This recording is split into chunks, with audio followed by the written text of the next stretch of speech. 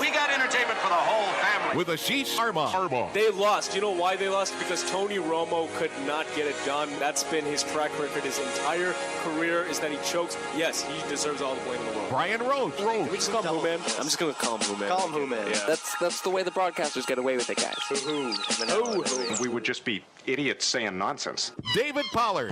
Louis Erickson's got to keep his head up there. That's Hockey 101. You learn that in mites. Keep your head up or you're going to get decked. Okay, all right, good talk, Coach. Thanks. And Mark Lozelle. Danny Ainge pulled a trade to get draft picks. For what reason? To use them. To use them. Do you use them in trades or do you use them as draft picks? Well, you can both. You can use it both. Only on ESPN New Hampshire. Give me baseball and hockey. Crab cake and football. How do you like them, man? ESPN New Hampshire, 900 AM Nashua. Sorry, Dave, finish your thought. What were you saying? I forget. And 1250 AM Manchester. Oh, no, that doesn't work. No, don't ruin it. No. And ESPNNewHampshire.com. Game on! Game on!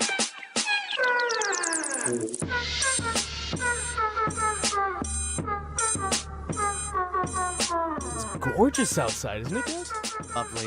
Beautiful day. You guys want to just skip the show today and just go outside and play or something? Yeah, man, it's in the 40s right now. This is like springtime. Nah, I'm just kidding. We got a show to host today. I'm looking forward to it. Got a jam-packed show here today on the Sports Blast, ESPN New Hampshire, and ESPNNewHampshire.com. I'm Ashish Sharma with Brian Roach, David Pollard, and Mark Lozelle. And, we got a lot to talk about. NBA trade deadline has now come and gone. Nothing but pin drops. Did it actually happen already? I don't remember the trade deadline. Yeah, it was pretty uneventful. We'll actually have Ben Watanabe of Nesson.com joining us momentarily in the next 20 minutes to talk about it. We got the U.S. and Finland going in the bronze medal game right now. We actually got that on in our studio right now, watching that after that disappointing game yesterday against Canada for the rights to go to the gold medal game. It's not looking good, guys. No, Finland just scored. Unfortunately. Yeah. We got some Red Sox stuff, Grapefruit League action starting next week. Yep. Looking forward to that. David back. Ortiz keeps talking about his contract. Absolutely. Got a full slate today. Yeah. Really looking forward to it. But I want to start by talking about the Celtics guys. Just getting your opinion on what we saw during the trade deadline, which, as you said, Dave, or what we didn't see. And it really league-wide in the NBA. Didn't really see much. I mean, Danny Granger got shipped out of Indiana. Spencer Hawes got traded to the Cavs. But other than that, really nothing across the NBA. I mean, Steve Blake going to Golden State. Other than that, really not anything big in the NBA. Marshawn Brooks went to the Lakers. That's right, he did. And he put on a show last night against the Celtics. Good. He actually got some playing time. No, but I feel like Danny Ainge's approach this trade deadline was go with the flow mentality. If there's something out there that teams are willing to give up, take a chance at it. But if it's not worthy, you can hold on to players and picks. You don't have to rush things. You have a whole summer to prepare, and you had the draft. You can utilize those draft picks into decent players, or you can use them as trade chips and maybe go after another big three. I hope so. Yeah, and one guy that I was hoping they would move was Gerald Wallace, but obviously no one's going to be taking that contract. No one wants to take no one's going to want to take next that. 2 years at $20 million. It's for unfortunate. The a Celtics, player who's on the end of his career, basically. Yeah, what a ridiculous contract. And we were talking last week about what to do with Chris Humphries and that expiring contract. I'm actually glad they kept that. Rajon Rondo, his trade value is not actually that high, so I'm not surprised that they kept him. Obviously, if the right deal came along, they would have made that. But looking forward, it's going to be interesting to see what they do in the offseason with Rondo. Yeah. So I mean, definitely. I think they'll probably try to extend his contract. That's I mean, he's like one of the best point guards in the league, and I don't know what other team is really like interested in signing him long term. Oh no, there's a lot of teams that were showing interest in Rondo at the deadline, but the thing is, he has said openly that he is willing to test the market. Yeah, so he's probably going to wait to be traded then. He will have the second half of the season to actually perform. Like last night. He's been looking well. He had a great night last night. But, like I said, his value can move up. It's just the fact that there's not that many talented point guards like a Rajon Rondo that the Celtics can target. Yeah. And the Celtics have Rajon Rondo. So it's their best interest to keep Rondo because he's arguably one of the top 5 point guards in the game. Easily. Yeah, when healthy. Top 10. You don't want to top 5 when healthy. Top 5 when healthy. Easily. Yeah. And obviously, you want to get the value back for a guy like Rondo that you're giving away there. So if the opinion is that he's a top 5 point guard when he's at his best, I mean, you're not going to get that back for Rondo. So I mean, I don't mind them keeping Rondo around. I think at the end of this season, they should look at keeping him, extending him even longer. I think the one thing that everyone was looking at with this trade deadline was Danny Ainge needed to dump a bit of the money that he was spending, and he really didn't. He wasn't able to do that with Wallace and Humphries. Which is too bad because there's less. Well, cap Humphries is an expiring contract, so free to agent, keep him, so it doesn't even matter. He'll come off the books. But yeah, Wallace again. We were just talking about. There's really no team out there that would even want to take on Wallace for a couple reasons. A lot of people wanted Brandon Bass. Well, Bass is a guy that actually does have value. Jeff Green is obviously another one. But again, these are guys, not Bass necessarily, but Rondo and Green are guys that I could see making up a core of a championship type contender. But I don't know at this point in my career, in Rondo's career, rather, if he's a guy that you'd necessarily want to build around. I think he's a guy that would be a key cog in a championship team. What is the letter on his chest right now? Right now he's a captain, but I don't necessarily know that he is the guy. You know what I mean? Well, like, no, to he's me, the second piece. He will never be the guy. He's the second guy. Yeah, he's the second guy. If you're talking about That's the perfectly guy, fine. If you're talking about the guy, it's a Kevin Love type guy. It's a Kevin. Those are the guys. Yeah. Rajon Rondo is never going to be the guy. Well, because, but because it's of his great. style of play. He's the second guy that's valuable to have. Once you get rid of him, who's going to be the second guy? There were reports out there that Danny Ainge was overvaluing Jeff Green and Brandon Bass, looking for too much. But at the He same wanted two time, first-round picks for Rondo.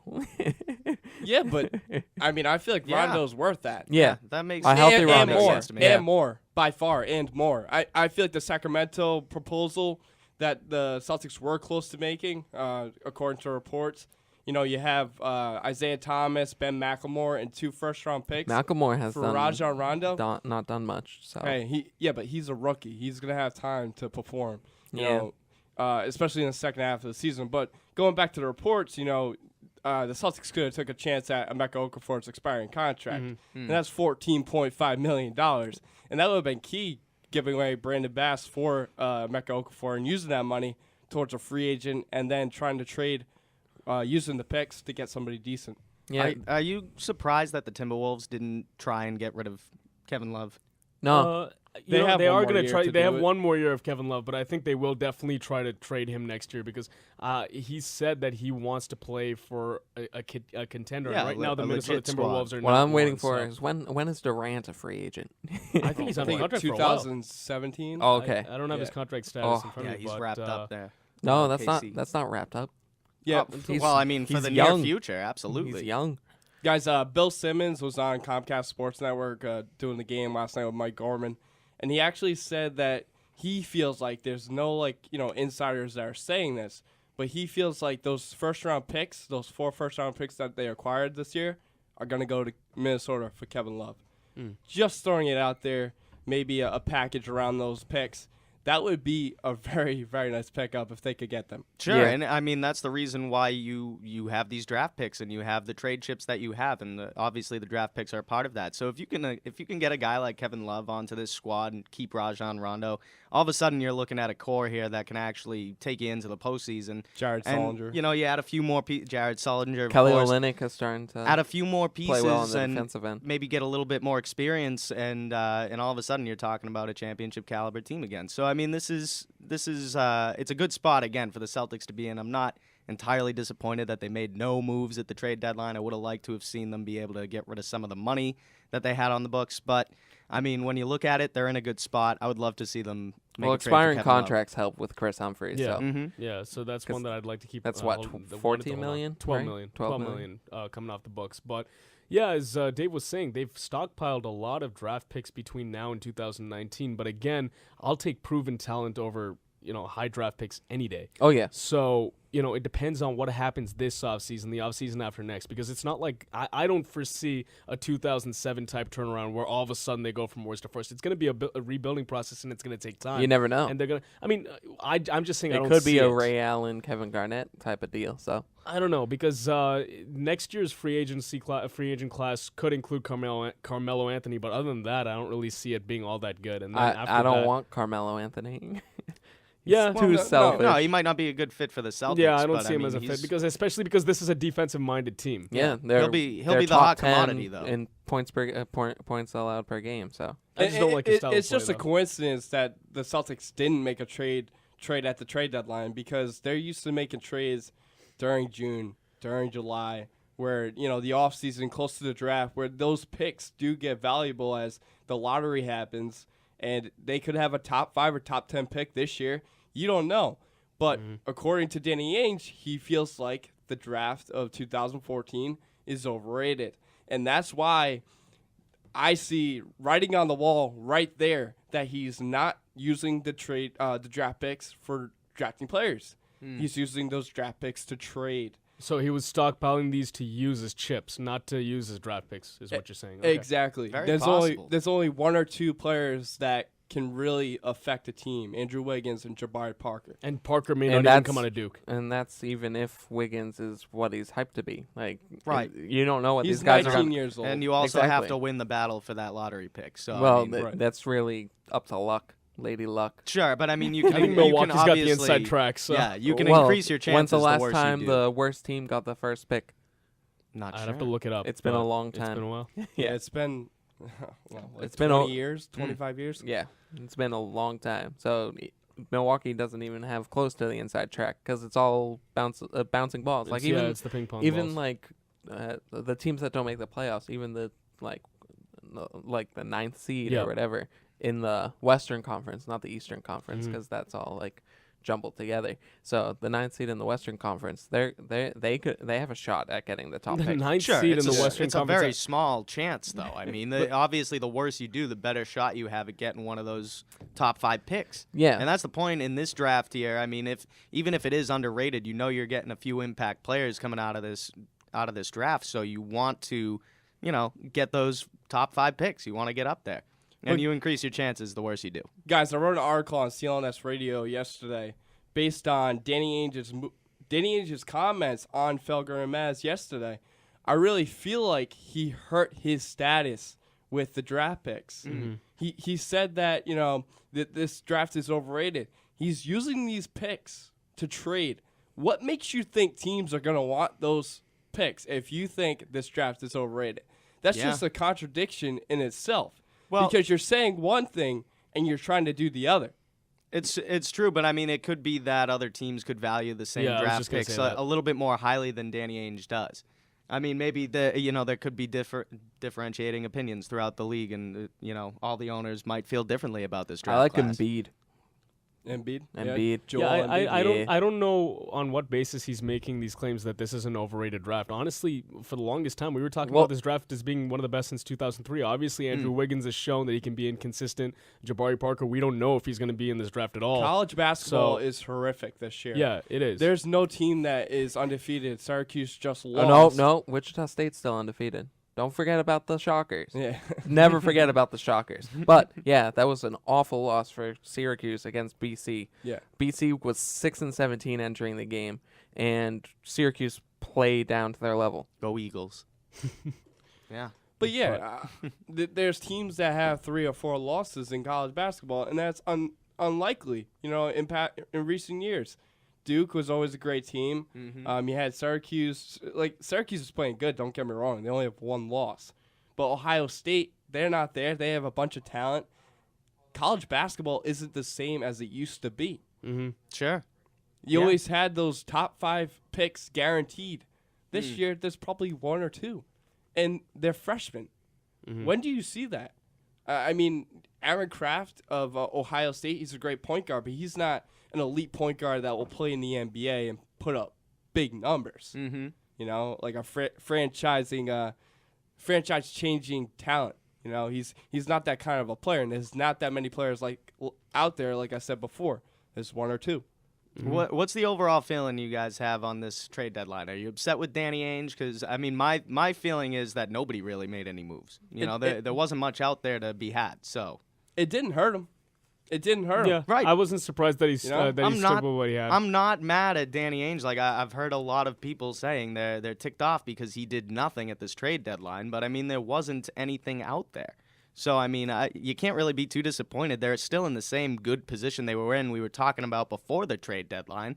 So I mean, I don't understand all the hate that Danny Ainge I'm glad is they getting lost right to the now. Lakers last night. Oh yeah, absolutely. Oh, I yeah, was too. I was watching that game. That's a I was big like, loss. They'll good. probably lose again tonight to Sacramento. Let's hope. Just keep losing. The tank train is continuing. Chugga, chugga, chugga. Just keep it going. Can we not call it a tank job anymore?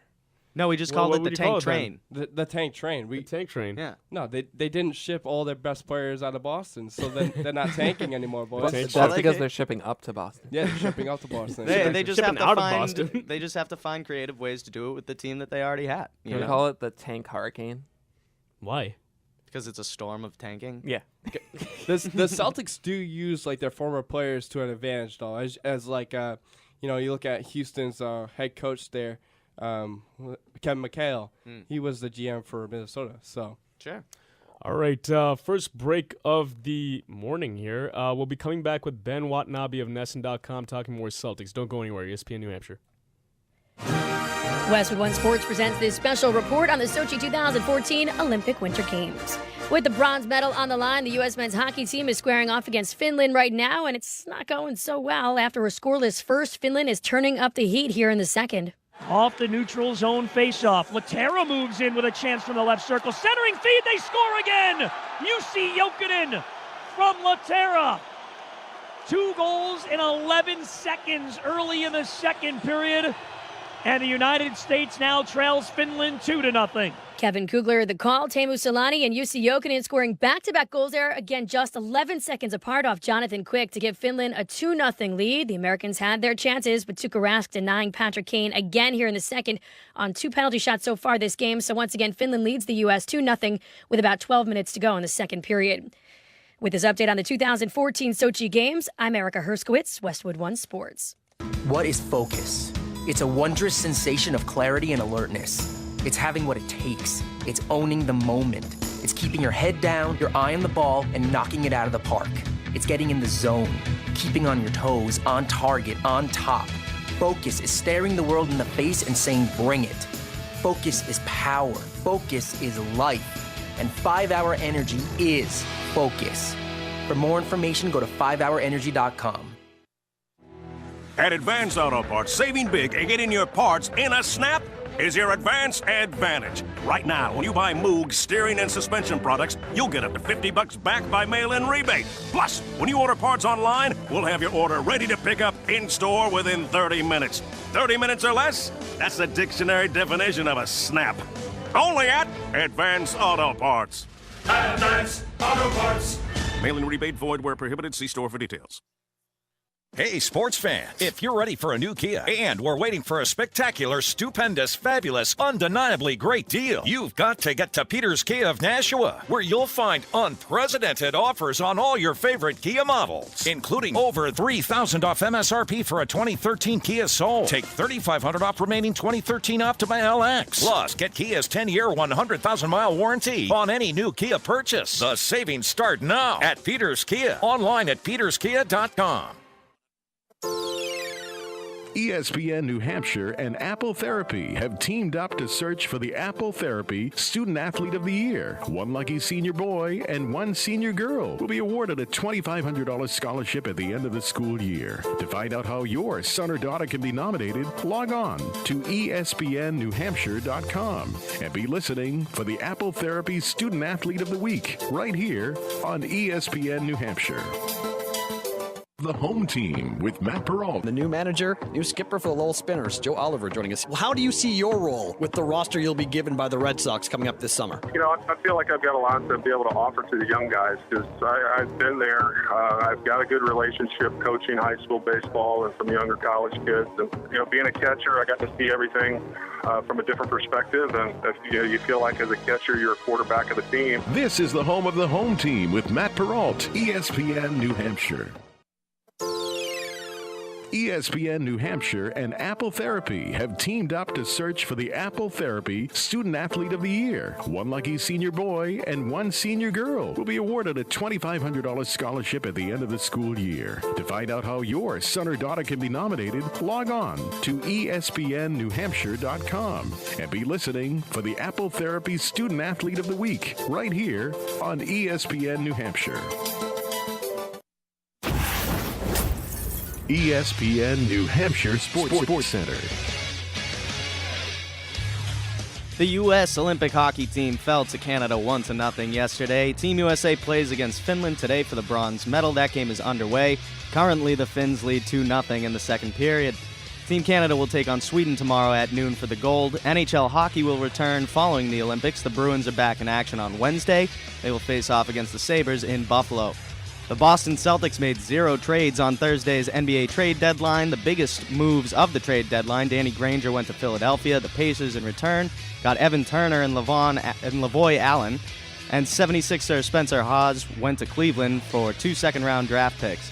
Full squad workouts are officially underway in Fort Myers. Red Sox Grapefruit League begins this coming Friday. They will face the Minnesota Twins at JetBlue Park. First pitch for that game will be at 1:05. Those are your blasted weekend updates. Be sure to listen in on ESPN Radio and the ESPN Radio app.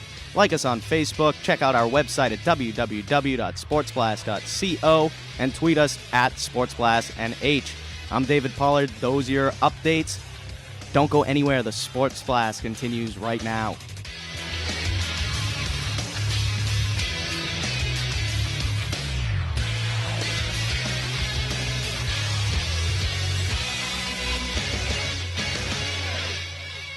You're listening to the Sports Blast. Things going on in sports today that will make your brain fall out of your skull. Only on ESPN New Hampshire and ESPNNewHampshire.com. All right, back here on the Sports Blast, ESPN New Hampshire and ESPNNewHampshire.com. We have joining us now from NESN.com, Celtics writer Ben Watanabe. Ben, how you doing? Good. How are you guys? What's going on, Ben? Great. Doing good, Ben. Thanks for joining us today. Want to start by talking a little trade deadline with you, Ben. For the millionth time, there was trade buzz surrounding Rajon Rondo, and he's set to be a free agent after next season, as we were talking about in our opening segment, and he said that he wants to test the market. Do you think Ainge will move him during the offseason, or do you think they're going to try to sign him to an extension and keep him around for the long haul? I'm sure you guys have heard this elsewhere, but an extension is just not a realistic hope, and not just with Rondo, but with anybody. Any star in the NBA under the new CBA, you're really limited in what you can do for an extension. You can only sign, a maximum of a 4-year extension, including any years you have left on your deal. The increases per year are less than if you get to free agency, and you can get 5 full years. If you're Rondo, as of next year, I believe, because of his service time, he would be eligible for a no trade clause, and on top of that, he could get, I believe, 7% elevators each season on a new deal instead of an extension. So I would not expect to see an extension, not just for Rondo, but really for any player, of worth. And as for dealing him, one of the things that I think got kind of lost was that Danny Ainge really held all the cards with Rajon Rondo going into this trade deadline. He had the right to say, Rondo could be traded, but if not, I can pull him back. I'll have him on draft night. I'll have him all summer, and I'll have him all next season up till the trade deadline. And he was under no pressure to make a deal. And if someone had come to him with a deal that had wowed him, say for 2 first round picks, he might have done it, but nobody did. And when nobody did, he said, "Well, I don't need to make this deal. I can wait it out." Right. All right. So Ben, moving forward with regards to the NBA draft and free agency, what do you think the Celtics have in the making? Do they take the same approach they did acquiring Kevin Garnett and Ray Allen? Well, it is kind of interesting because I think, a couple of the latest mock drafts have them taking Dante Exum, who's obviously a point guard, right? Which is probably the one position that they're set at. And Danny Ainge said yesterday that he's not as impressed with this draft as a lot of other people are. Even as far back as last year's draft night, he had just picked Kelly Olynyk, and I think that the word he used about this upcoming draft was that it was top-heavy. Right. And, when he's saying things like that, you kind of wonder, A, how enamored with this draft class is he, and B, does he realize he might be kind of lowballing himself if he's trying to deal those draft picks for players or other future draft picks coming up. So, they're in a good position draft-wise as far as picks are concerned. How Danny feels about the particular players available is another thing. But I do think he does sound like he would be more keen on dealing those draft picks for existing players rather than taking one of the guys who apparently he doesn't love as much as the scouts do. Hi, Ben. Brian Roach here. The Philadelphia 76ers, Milwaukee Bucks, and other teams were actively trying to become less competitive heading into the second half of the season. Does the Celtics quiet deadline put their top 5 lottery chances at risk? Oh no, maybe top 5 possibly, but I don't think they put their lottery chances at risk as a whole. A couple teams that have been brought up, quite a bit as to how to build your team are the Thunder and the Pacers, and obviously the Thunder got Kevin Durant, but they also did a lot of things later on in the first round with Serge Ibaka. The Pacers, they don't really have a guy who was taken at the top, at the top of the draft, unless you count Evan Turner, who they just picked up, who I don't really. But you talk about Hibbert was a guy who slid. Paul George, even Granger when they had him. I think Granger was a 17th overall pick. Yep. So, yes, this draft might be top heavy in terms of talent now, but when you look at Brad Stevens and what he's been able to do with this collection of talent, I don't think it is out of the realm of possibility to think the Celtics might get an 8th or 9th pick. And who knows, Brad Stevens might be able to do with that pick what Frank Vogel's done with some lower round picks in Indiana. Oh, yeah. So, Ben, the Celtics right now, they currently stand at 19-35. They're the 4th worst record in the Eastern Conference. What do you believe the second half of this season is going to consist of? Do you think that Rondo and Avery Bradley are going to wind up with some more off days going forward? Well, yeah, Avery Bradley, I don't know if we want to call a medical journal, but this sounds like the most severely sprained ankle in the history of modern medicine. But clearly, they're not just playing it safe with him. They don't need to rush him back. There's no reason to risk the health of a guy who, A, might be part of your future, and B, he's going to be a restricted free agent at the end of the year. I'm sure he doesn't want to go into that coming off, a really sore, severely sprained ankle. Mm-hmm. So they're obviously going to play it safe. I think that the idea that they didn't get bad enough by standing pat at the trade deadline is kind of a funny thing when you look at the fact that they haven't had a winning streak. They've only had one winning streak since December 16th. Yeah, it was like a 3-game winning streak. Last night they blew a 13-point lead to a Lakers team that is not that good. Right. So, if they're too good, I don't know what they're too good in comparison to.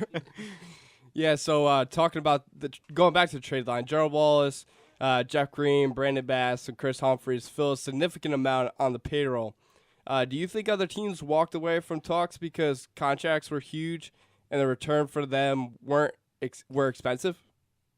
Well, the thing is that the idea of expiring contracts really became prominent maybe 6 to 8 years ago, and even before that, before the second to last CBA, when they started to put a lot of individual limits on the length and dollar amount of contracts.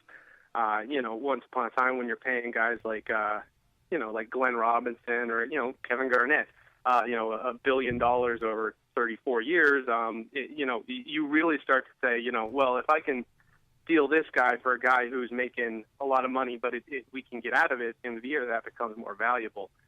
So maybe in like 2002, Chris Humphries' $12 million expiring would have been really valuable. But now, teams are really protected from themselves. They only have guys who are signed for 4 or 5 years max. Very few guys make upwards of $20 million a year, and they don't really have to worry about that financial insecurity. And the other thing is, no one was going to give up a draft pick.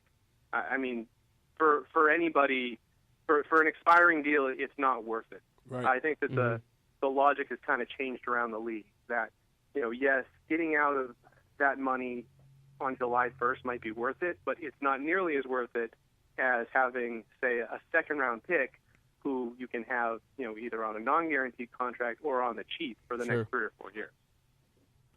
Ben, before we let you go, sort of an offbeat question. The All-Star Game festivities were last week, and they have just been awful over the last few years.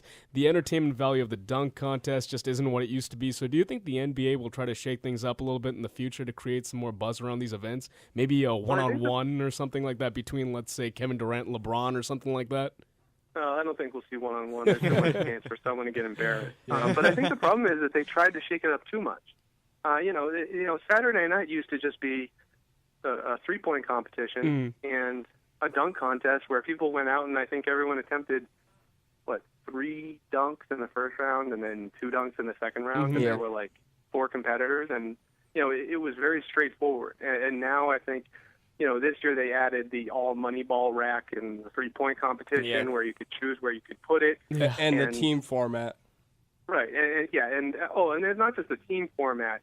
It was the freestyle format, where it was basically just, the first round of the dunk contest was just 3 guys milling around like they were at the park doing dunks, and the fans didn't seem to realize, Paul George had a couple ridiculous dunks. So did Ben McLemore in that first round, but I think the fans didn't realize that the dunk contest had started. They were like, are these guys warming up? Or is this going on right now? Seriously. And, I think they have to. They just got to get back to brass tacks. Just go back to make the dunk contest 1 round, give guys 3 dunks apiece, judge them, get it over with. The 3-point competition, just get rid of the gimmicky stuff. Don't let Joe Johnson, for some idiotic reason, put his all money ball rack at on the wing above.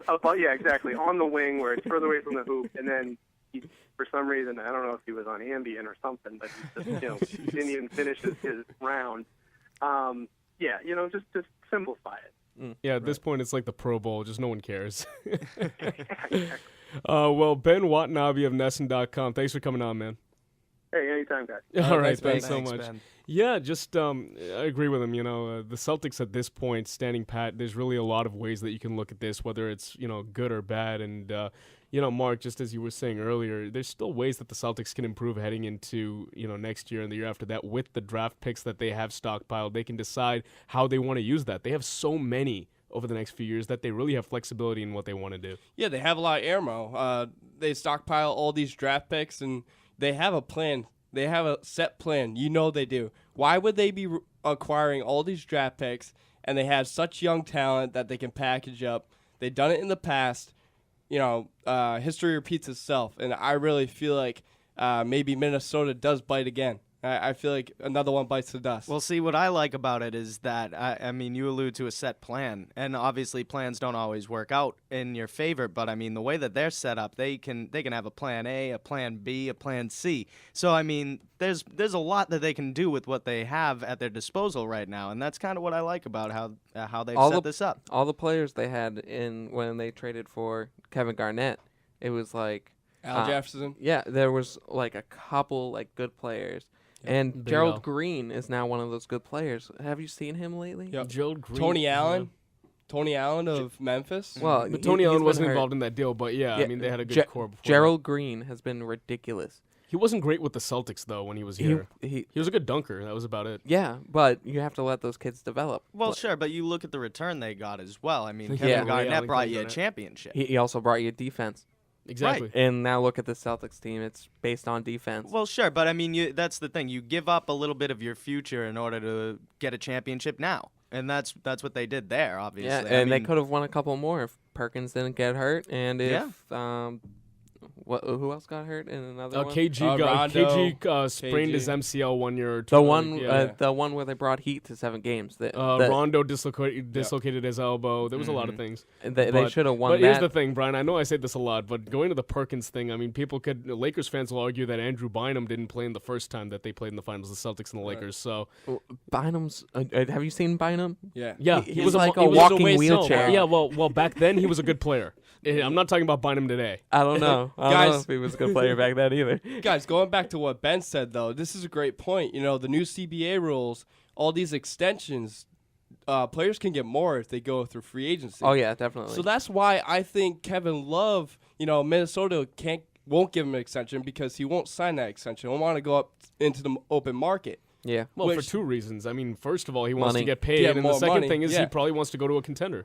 But also, that's why I think the Celtics trade may be in jeopardy with Kevin Love because he'll want to test the market and get more money rather than sign an extension right off the bat with the Celtics. Well, that's if the Celtics even want an extension.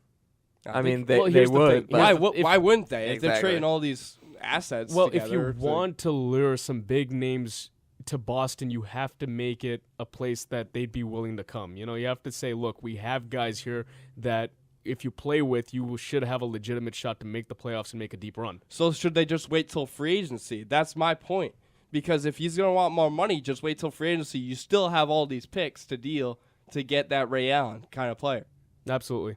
All right, another quick break here on the Sports Blast on ESPN New Hampshire. We'll be coming back and talking about the disappointing game between U.S. and Canada in the Olympics yesterday. Don't go anywhere.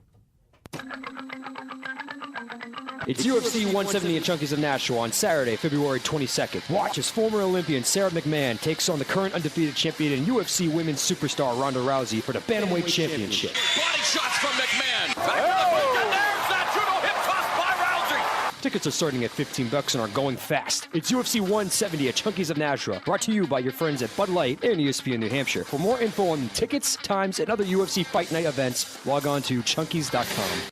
This is the home of Christian and King. You want to hear about my journey here? I don't have a choice, do I? No, you don't. I walked it. Get out of here. I walked it. The entire way? The old man lives, baby. Wow. I'm walking across the bridge, and I can hear it behind me, and I turn around, and here comes the plow. Oh, wow. And I look up, there's nowhere to go. All of a sudden, slow motion. It's like, no. There's nowhere to go. Christian and King, weekday afternoons, ESPN New Hampshire. Hey, I heard you took your kids to Conway Arena last week. Yeah, that's right. It was a great way to spend the afternoon. We skated, had hot chocolate. The kids loved it. Sounds good, but is it expensive? Not at all. Where else can you spend 2 hours enjoying some real family time for only $5 per skater? Man, it's hard to find anything to do with the kids for $5 these days. Tell me about it. They had rental skates for all of us. It was clean, warm. They really take the time to make sure the rink is family friendly. Well, I know what I'm doing with the boys this weekend. Find out more at conwayarena.com. An ESPN Radio Extra Point with Colin Cowherd. I got countless guys defending slurs, but nobody will defend the woman who got knocked unconscious and dragged out of an elevator by an NFL player. I mean, it's amazing. Darren Sharper, go read the story on Darren Sharper. Frightening. If it's violence against women, my audience, which is, I see the numbers, the incomes, pretty smart audience, comparably to other radio shows, syndicated local, doesn't care. Violence against women, nothing. Don't you have sisters, moms, girlfriends, wives, daughters? But you'll defend slurs. It's like Ray Rice can't get an email. Even the ones I get are, well, let's not try him in the court of public opinion. Really? You don't ever try anybody in the court of public opinion? Yeah, you do. I mean, we all try people in the court of public opinion. You're never shy about that, except this one. Like, I don't even get it. Walgreens knows that Medicare prescription drug plan users feel good at the corner of picking up prescriptions and saving some money. Now we want to help you save even more. Just switch and save. This year at Walgreens, Medicare Part D customers could save with copays as low as $0 on select Part D plans. Stop in today and we'll do the rest. Walgreens, at the corner of happy and healthy. $0 copay applies to Tier 1 generics. Todd. Ted, great news! Ace is having a 20% off store-wide bag sale this Saturday. I know, 20% off almost anything you can fit in an Ace bag. 20% off! I'm gonna go fix things. Yeah, me too. The Ace 20% off store-wide bag sale, Saturday, February 22nd only. Ace is the place with the helpful hardware, folks. Offer good at participating Ace stores only. Discount applies to the regular price of in-stock merchandise that fits inside one bag. Power tools and small appliances qualify for a 10% discount. Additional conditions and exclusions apply. See ESPN New Hampshire Sports Center. The U.S. Olympic hockey team fell to Canada 1-0 yesterday. Team USA plays against Finland today for the bronze medal. That game is underway. Currently, the Finns lead 2-0 heading into the third period. Team Canada will take on Sweden tomorrow at noon for the gold. NHL hockey will return following the Olympics. The Bruins are back in action on Wednesday. They will face off against the Buffalo Sabres in Buffalo. The Boston Celtics made 0 trades on Thursday's NBA trade deadline. The biggest moves of the trade deadline: Danny Granger went to Philadelphia. The Pacers, in return, got Evan Turner and Lavoy Allen. And 76er Spencer Hawes went to Cleveland for 2 second-round draft picks. Full squad workouts are officially underway in Fort Myers. Red Sox Grapefruit League begins this coming Friday. They will face the Minnesota Twins at JetBlue Park. First pitch for that game will be at 1:05. Those are your blasted weekend updates. Be sure to listen in on ESPN Radio and the ESPN Radio app. Like us on Facebook. You can check out our website at www.sportsblast.co and tweet us at SportsBlastNH. Again, that's at SportsBlastNH. Those are your weekend updates. I'm David Pollard. Don't go anywhere. The Sports Blast continues right now.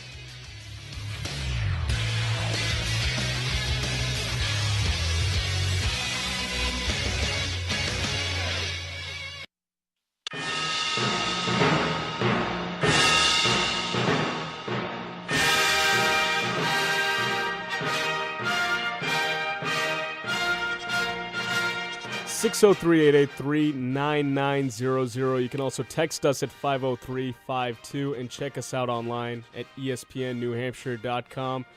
Kind of disappointing yesterday, the U.S. and Canada. I was really looking forward to that game. Yeah, this song is so triumphant. I know it is. That's why I was like, why are we playing this right now? They lost. They're playing right now, and they're trailing to the Finns, as Dave just said in his update. They're blowing the bronze medal game now. I was going to get the slower part at the end where all like the instrumentals really take place and the brass and all that, but nah. It was a great game, though. Oh, great yeah, game entertaining game, and Canada basically just, this part? Yeah. Actually, this is my favorite part, actually, of the song.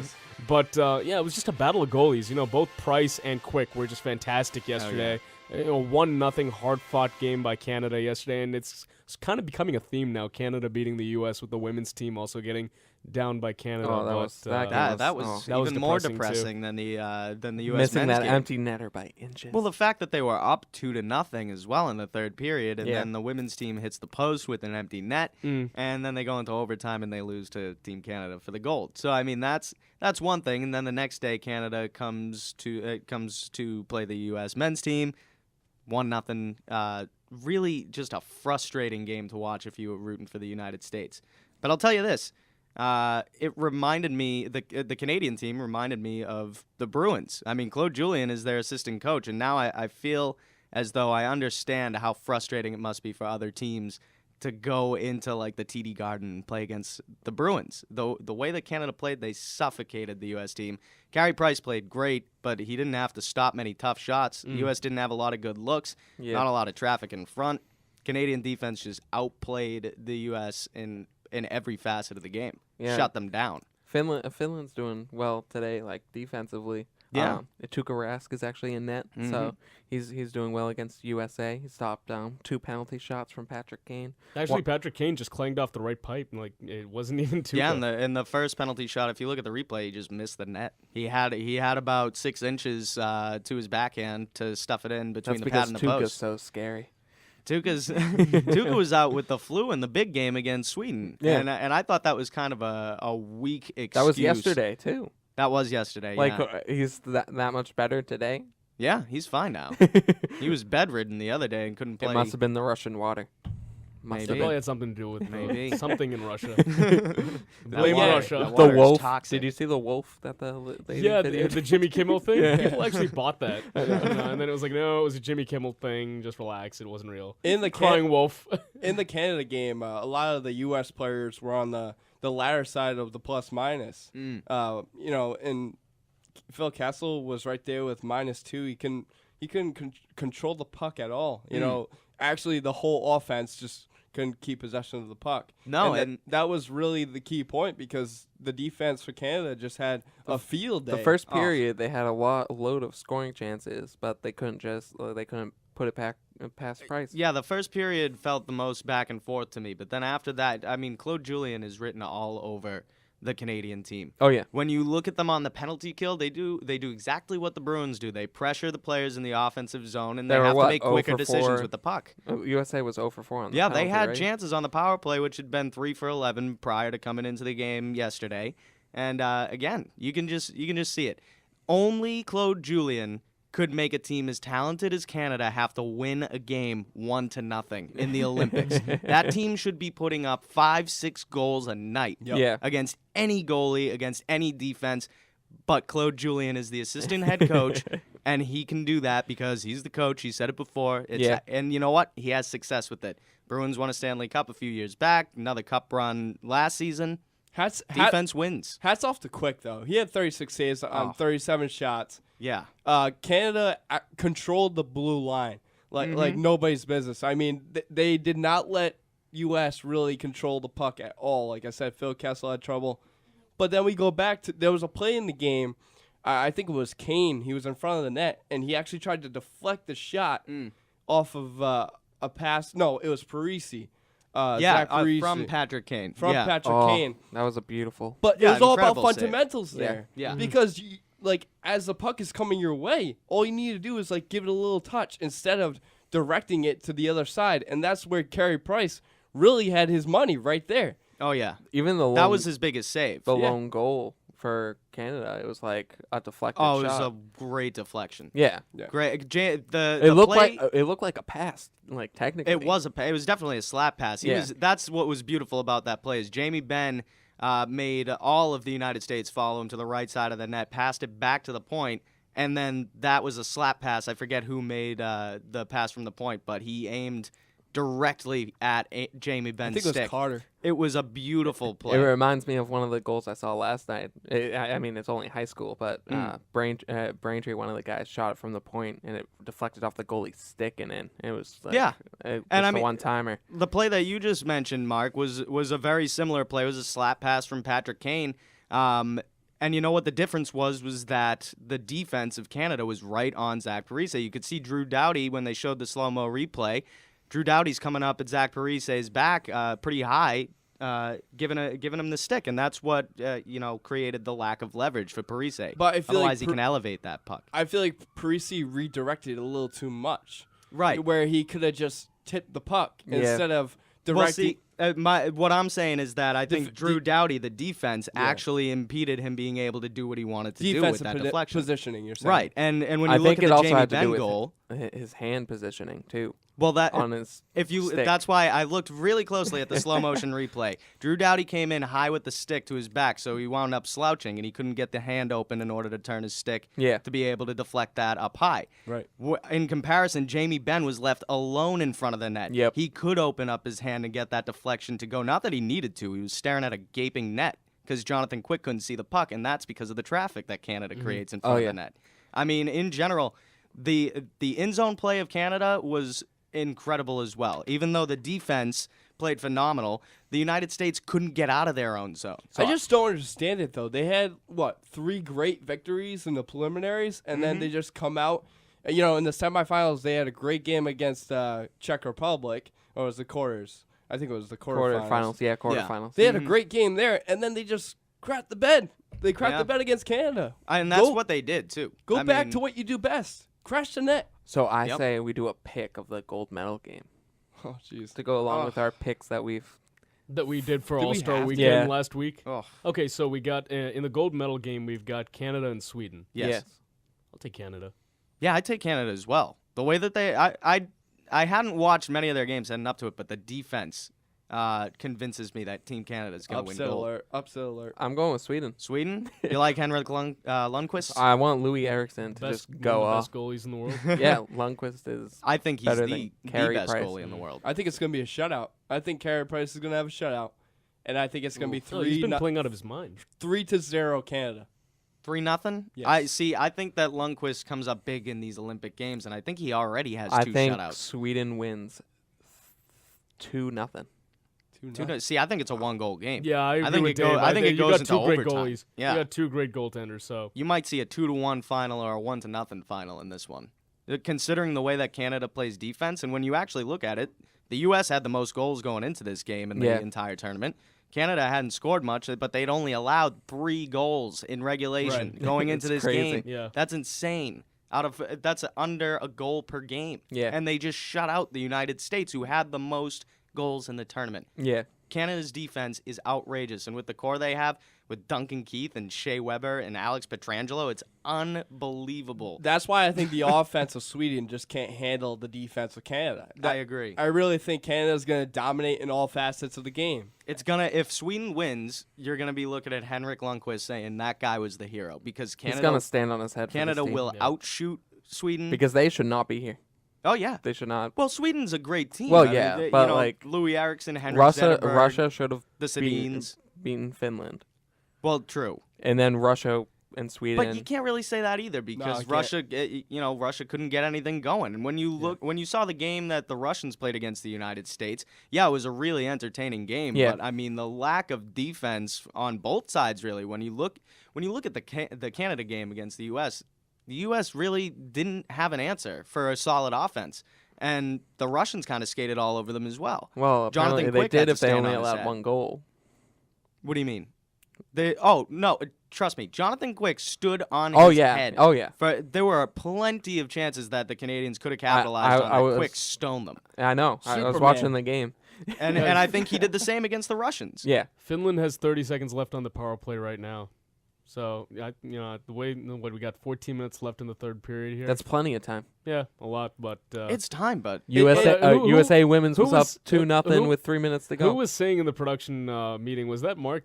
Or actually, it was Dave. That the bronze medal is the worst consolation prize ever. It is totally. You have to play another grueling game of hockey just to get a consolation prize, which is what a bronze medal is in this. And tournament. This is a disappointment for scored USA. Power play goal by Finland. Finland just scored again. Tuukka Rask getting the bronze medal.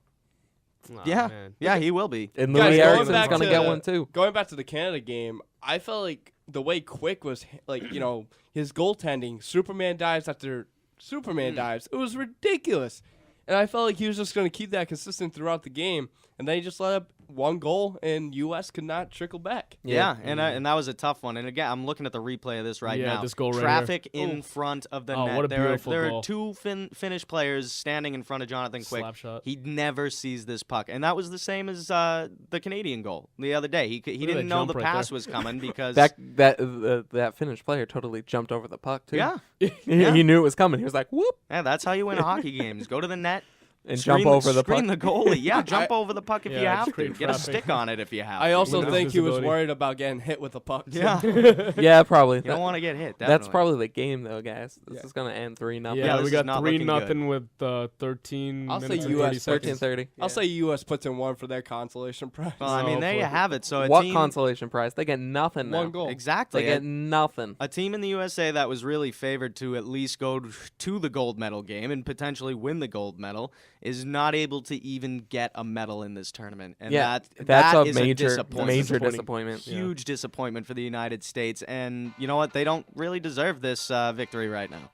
And they didn't deserve the victory yesterday. Canada was the better team, and right now Finland's the better team. Yeah. It's gonna be. I'm definitely watching that game tomorrow. It's 7 a.m. Yeah. I'm going to get up at 7 a.m. to watch Is it that 7 game. a.m.? I thought it was noon. No, it's 7 a.m. They're not doing the high noon start for everybody? That's why we have Sure DVR. it's 7 a.m. I wish watch it live? the format was with U.S. on one side and Canada on the other, so that they can meet up in the finals. That would have been pretty cool to see. Well, but yeah, due to the fact that the seeding was different and right, the seeding is based on the record, so unfortunately we didn't get to have Sweden or Finland playing us in yesterday's game, which would have been nice because maybe we would have gotten to the gold medal game against Canada. All right, wrapping up hour number 1 here. We'll be coming back with some Red Sox talk right here on ESPN New Hampshire. Don't go anywhere.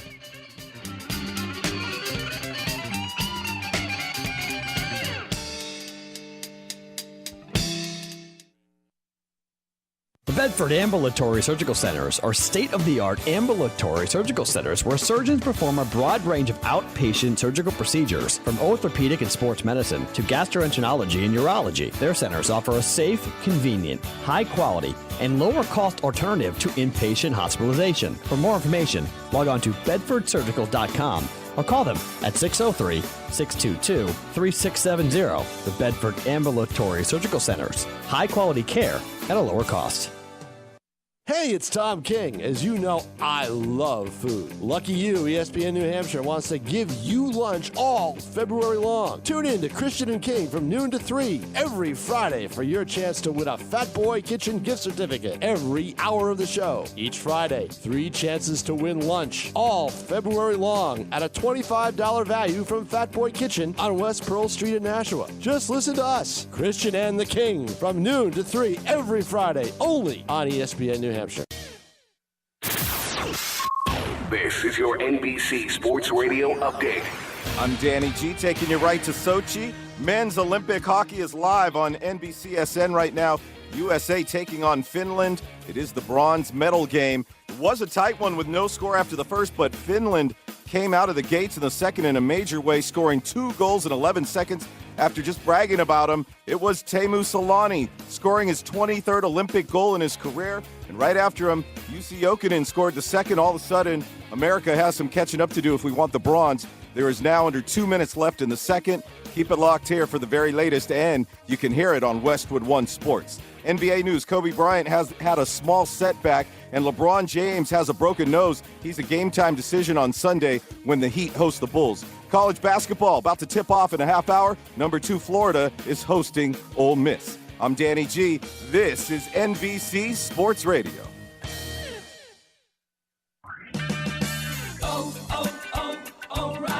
Sign up to become an O'Reilly O Rewards member today and start earning instantly. O Rewards members earn $5 back for every $150 they spend, so if you haven't become a member yet, what are you waiting for? It's fast, easy, and free. O Rewards, it's your road to exclusive offers only at O'Reilly Auto Parts. Better parts, better prices every day. See store for details.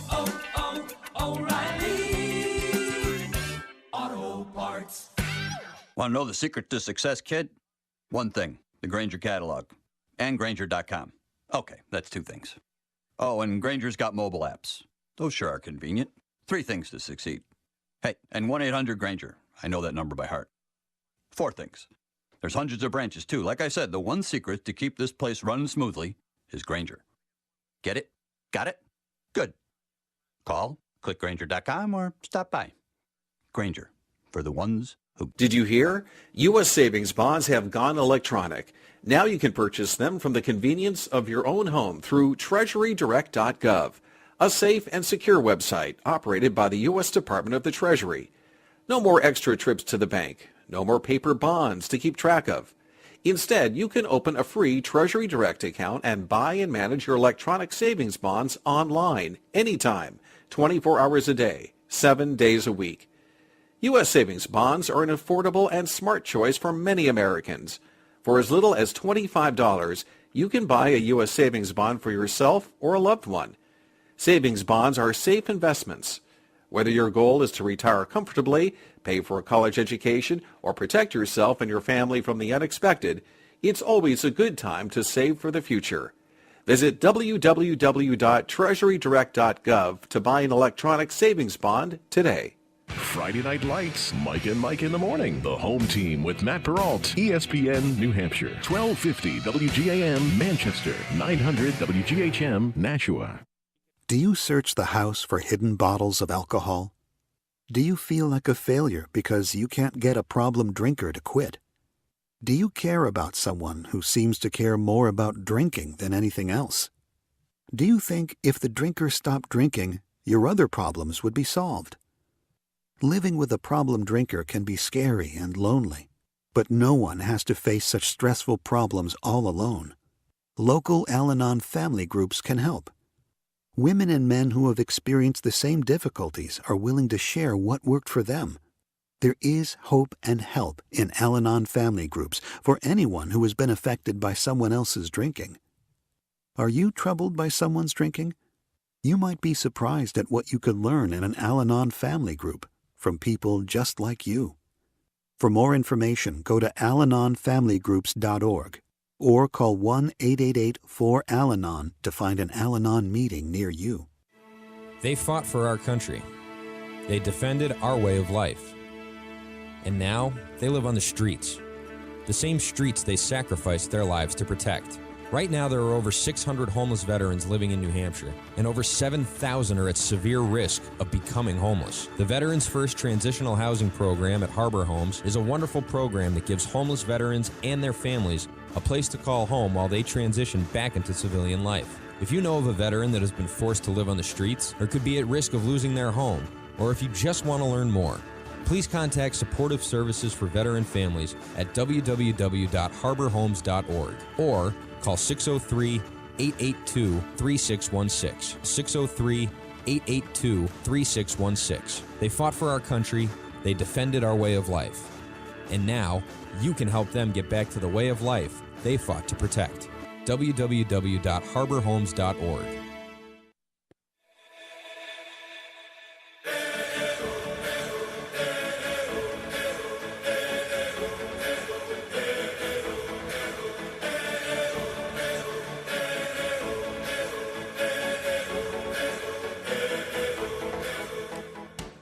Hour number 2 here on the Sports Blast, ESPN New Hampshire and ESPNNewHampshire.com. Also, be sure to get the ESPN radio app for your iPhone or Android. Let's get into some Red Sox stuff here, guys. But before we do, I just want to say it's 4-0 Finland. Now, they scored on another power play, so it's not looking good for us, guys. The Finns. Tuukka. What are you talking? Come on, be patriotic, Brian. Oh, hold on, guys. Tuukka is going to get a medal. Patrice Bergeron. Well, and Louis Eriksson. That is the consolation prize. Yeah. That is the that your players are getting medals. But what about rooting for your country? Come on. It's a little tough to root for this team right now. I can't believe they're down 4-0 right now. To Finland. Finns. Well, let's talk about something a little less depressing. Yeah. The Red Sox are back. Spring training is in session, and we got Grapefruit League action coming up next week. That's something to look forward to. That starts Friday. Friday. Ryan Dempster. Yes, that's actually the first thing on our agenda here about the Red Sox is, Ryan Dempster, as he announced last week, I think right after we got off the air, I read about it, he announced that he will actually skip the 2014 season, citing a neck problem and some personal stuff as the reason. Family stuff. Yeah, which he didn't really go into details about. But in a way, this is kind of a good thing. It eases the logjam of starting pitchers because they had 6 guys. 6 veterans.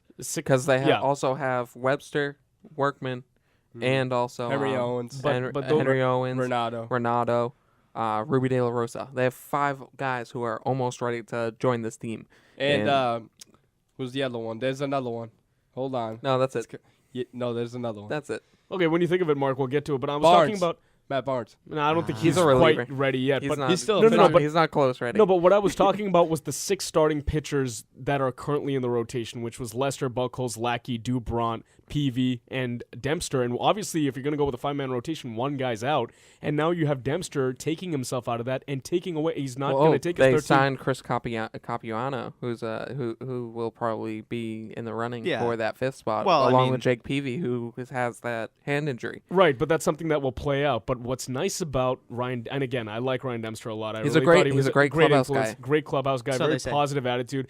But he's not going to be taking his $13.25 million, so it's off the books. It doesn't count against the luxury tax. Once they put him on the rejection, R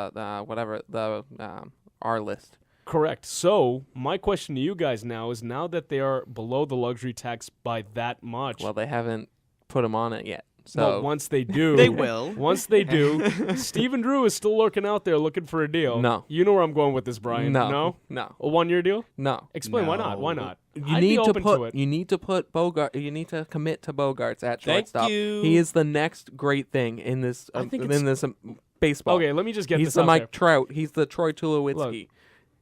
He's that guy. Not yet. Okay, he will be. I agree. Have you seen his power? Yes, I have. But, Brian, here's what I'm saying, right? I was closed off to the idea of bringing back Drew earlier on in the offseason because we were talking about bringing him back for 2 to 3 years. If you do that, you have to get rid of 1 year, $14 million? That's what he'd get.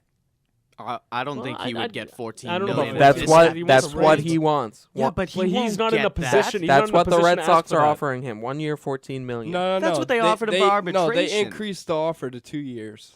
No, see, that's the thing. That's the thing. Let Let me just say something. I would be willing to bring him back for 1 year, not 2, because if you bring him back for 2, then it's like, okay, fine, we got to trade Middlebrooks, and I don't want to do that. I'm not ready to give up on Middlebrooks after 1 bad year. But if you sign him to a 1-year deal, Drew, I'm talking about, then you can say, all right, let's go with Middlebrooks at third and kind of shift Bogarts back and forth between short and third, depending on. But they have other guys in the minors who will do fine coming up here. I just want them to move on from Stephen Drew. Cicchini, but Cicchini's not a guy. If they keep Middlebrooks long term, right? Name. And if they keep, well, Middlebrooks go to first base once Mike Napoli's contract is up. Well, he's still for another 2 years. I think they'll trade Garen Cicchini. No, you like him that much? Yeah. We know there are plenty of options for the Red Sox in terms of young Middlebrooks players. could be a DH once Ortiz leaves too. That's kind of like true. There are options. I don't see a point for Stephen Drew to come back here, especially if you're going to pay him. If he can sit on the bench, if he's not worried about playing time, Dave, I would give him the 1 year. What about his defense? His defense is phenomenal, obviously, but I think that you can deal without his defense at shortstop. I think Bogarts it's not like it's a deal breaker it. for this He'll be team. Fine. Well, I agree. I think Bogarts will be a fine fielder. He's obviously not going to have the experience of a Stephen Drew, but I don't think you pay somebody in this league $14 million or even $13 because of experience. Because of fielding experience at that. When he Didn't they doesn't give you anything else. He was one of the best shortstops in the American League, but the shortstop is a very limited offensive position. Sure, I just don't see a reason to bring him back when you have a guy like Bogarts waiting in the wing. Exactly. And you have so many young players that you can shift around. Just let him play. Exactly. Yeah, let's see how it goes. You just don't need Finland. Finland. Hey guys, Finland just went up 5-0 again. 5-0. Another power this? play goal. This is not America. Can we change the channel? This is depressing. 5-0 Finland. Turn it off. Turn it off. It's 5-0 Finland. I'm not sorry for those of you who are listening to us for updates because we're actually turning the TV off. I don't want to see this anymore. Didn't the Red Sox acquire Herrera from the Rockies? Yeah, but he's like a backup to the backup to the backup. Exactly. So why do you need Stephen Drew? You have the depth already. Exactly. That's my point. If he is willing to have an undetermined role and on the bench. You already have Herrera for $14 million. That does not make any sense to bring in Stephen Drew, Stephen Drew, when you already have Xander Bogarts in the wings. Brian, you're saying he's looking for $14 million, and you're saying that's what the Red Sox would be offering him. Do you really want him to sit on the bench for $14 million? I'm just saying that's the only way I would sign him. That's if he take less money. He's making that much. He's starting and a bench. No. $14 million to sit on the bench. What is he, his brother? Probably. But that's what we're talking. That's what I'm talking about. At least if he's not going to start, and he's just going to sit on the bench and go out there when you need it. When you need an infielder, you cannot pay this guy. Sure, give him 1 year like $6-7 million. Yeah, and that's what I would sit do on for the bench. I wouldn't offer him $14 million to just sit on the bench. I just don't think. That isn't what I said. Isn't that what you just said? No, I said that's what the Red Sox are offering him, but. If he was to take a contract for the Red Sox, I'd want him to be on the bench, and I didn't say for that money. I never mentioned the money.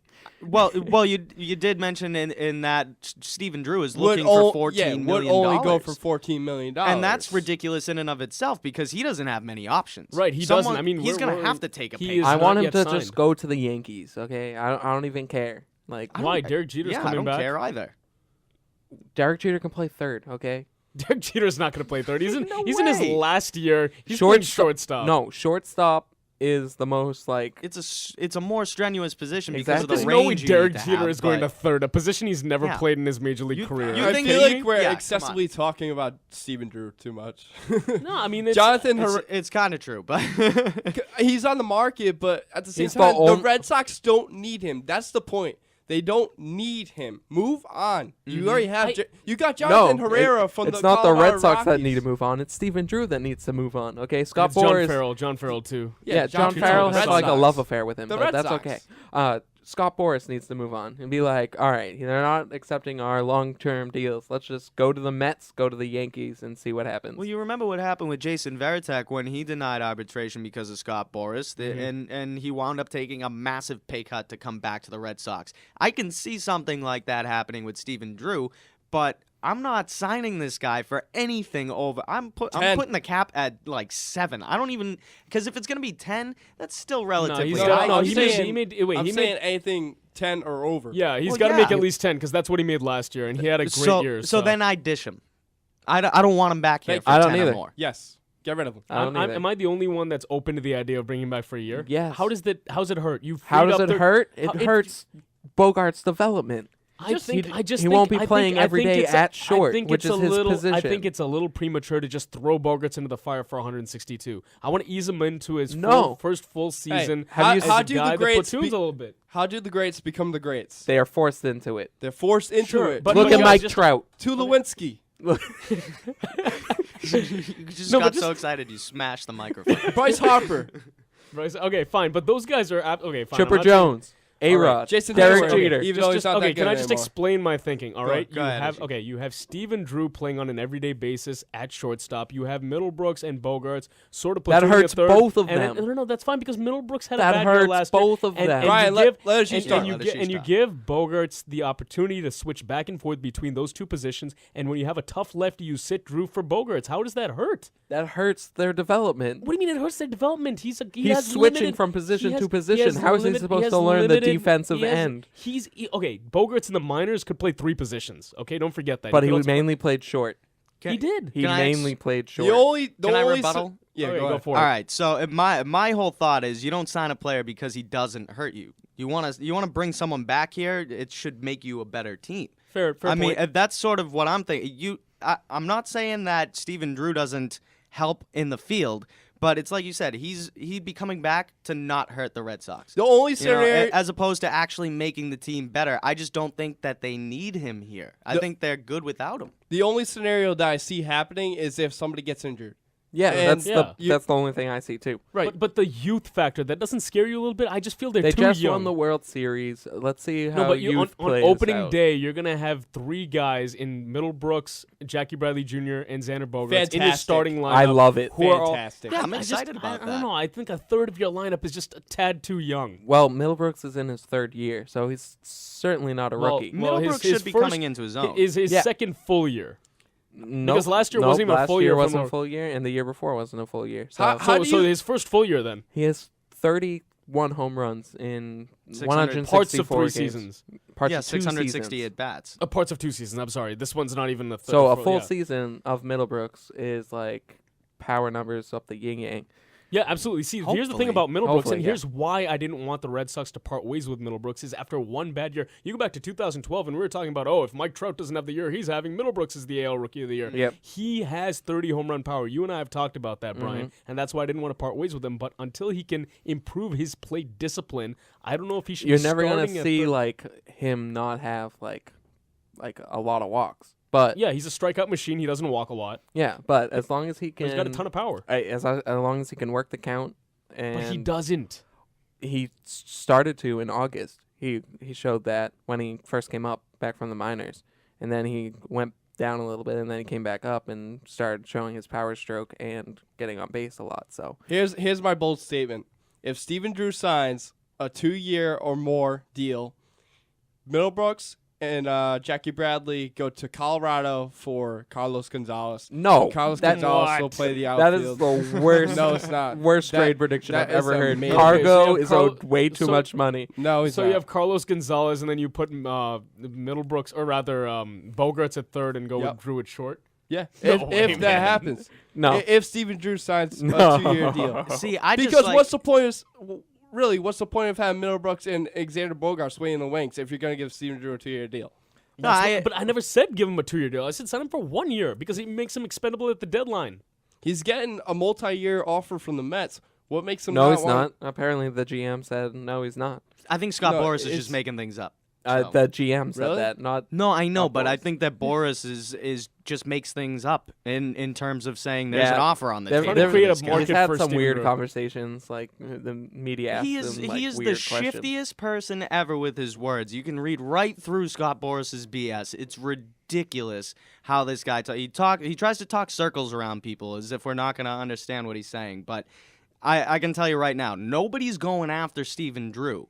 because he's not worth the $14 million that he wants. Okay. Oh, yeah. All right, fair point. That's what I think. And as far as doing a deal, like, I like your bold prediction, but I think that the Red Sox. I'm just saying if Steven Drew signs that kind of deal. The Rockies are building off of Carlos Gonzalez. There's no way they'd trade him for Middlebrooks and to get Jackie Bradley and Middlebrooks. Yeah, come on. Am I the only one who wants them to go with these young guys and just let the season ride? I just told you I wanted that to happen, but if they're gonna sign Steven Drew, I want to see Mark, just young kind of pitchers just too. kind of a random curveball here. Would you make that same trade, but instead of Gonzalez, Giancarlo Stanton? Yeah, I'd absolutely make that in a heartbeat. Hands down. Buy Jackie Bradley, buy Middlebrooks. I'll take. Miami would not do that. Any elite outfielder. That's their only good, Yeah, but they're getting two valuable assets in Bradley and Middlebrooks. Because Jared Saltalamacchia? Saltalamacchia, I completely forgot. Oh yeah, because he's so much better than Giancarlo Stanton. around. So essentially, Jose Fernandez is their best player, but essentially the only person you guys are saying is untouchable amongst the three young guys that they're gonna have this year is Bogarts. Yeah, I wouldn't touch Bogarts. No. And I try not to touch Middlebrooks because I do think, and Brian and I have had this endless conversation about how he's going to be a 35 to 40 home run guy. I seriously see it. There's predictions out there that he'll have more home runs than Ortiz this year. He had 17 last year. He missed 2 months in the minors. Yeah, and he had 19, and he hit 225 also. Yeah, and he had 17, I believe, right? 17 homers, and then 19 the year before. So since the Red Sox don't have Johnny Dell as the sideline reporter, no, he had 15. Brian Roach should, because he falls in love with Middlebrooks. Before we go to break, I think Johnny Dell better watch out. Before we go to break, I actually have a little story. Last year, I was in a fantasy baseball league with Brian, and I had Middlebrooks on my team, and as we all know, he wasn't faring too well. And Brian has a love affair for Will Middlebrooks, so he made a trade with me, and I was like, yeah, absolutely, take Middlebrooks. And I actually got Mike Trout, so I was pretty happy. But the day I made that trade, Middlebrooks all of a sudden decides to hit 3 home runs in Toronto. Yeah, I was just thinking to myself, really? I got Mike Trout, so I was still happy. But he sat on his bench because he didn't know how to set a lineup. No, I just gave up after that because I was so upset. You have him in your lineup? No, he was just sitting on his bench. Yeah, no, he doesn't know how to play fantasy baseball. Okay, first of all, I'm a fantasy football guy. I'm not really a fantasy baseball guy. We should have a fantasy baseball. I don't do fantasy baseball. I'm not a fantasy anything. Fantasy football. Fantasy football when it comes back? Yes. I'll give it a shot. I've never done fantasy anything. All right. I play fantasy hockey. You've never done fantasy football? We'll make you a fantasy football junkie. Dave, fantasy football's awesome. Dave, I play fantasy hockey. I play basketball, baseball, all the above. Well, I can't get into the fantasy sports. All right, guys, we got to take this break here, but we'll come back with That's BS right here on the Sports Blast. Westwood One Sports presents this special report on the Sochi 2014 Olympic Winter Games. But looks like the U.S. men's hockey team will be going home empty-handed. Korpikoski behind the net, looking out in front of the backhand, holds at the goal line, comes for Granlund on the near side at the goal line, centering feed, Solani scores! Teemu Solani looking like he's going to have a storybook ending to his Olympic career, the 43-year-old. Steve Goldstein, the call after Teemu Solani and Jussi Jokinen scored 11 seconds apart in the second. Solani scored again in the third, following up a Juuso Heitinen goal to put Finland on top 4-0, but it didn't end there. Olli Maatta added another goal on a power play with about 7 minutes left in the final frame, and right now there's under a minute to play, and Finland leads the U.S. 5-0. With this update on the 2014 Sochi Games, I'm Erica Herskowitz, Westwood One Sports. Progressive presents Flo's newest jam. Bundling will make you feel like the mayor of Savingsville. Bundle your home and auto together, and you'll feel like the mayor of Savingsville. Yes, you will. A town famous for the world's biggest puppy. Bundle your home and auto together and save. Visit Progressive.com today. Progressive Casualty Insurance Company and affiliates. Home insurance underwritten by Homesite Group, Boston, Mass. and other non-affiliated companies. Available in most states. Walgreens knows that Medicare prescription drug plan users feel good at the corner of picking up prescriptions and saving some money. Now we want to help you save even more. Just switch and save. This year at Walgreens, Medicare Part D customers could save with copays as low as $0 on select Part D plans. Stop in today and we'll do the rest. Walgreens, at the corner of happy and healthy. $0 copay applies to Tier 1 generics.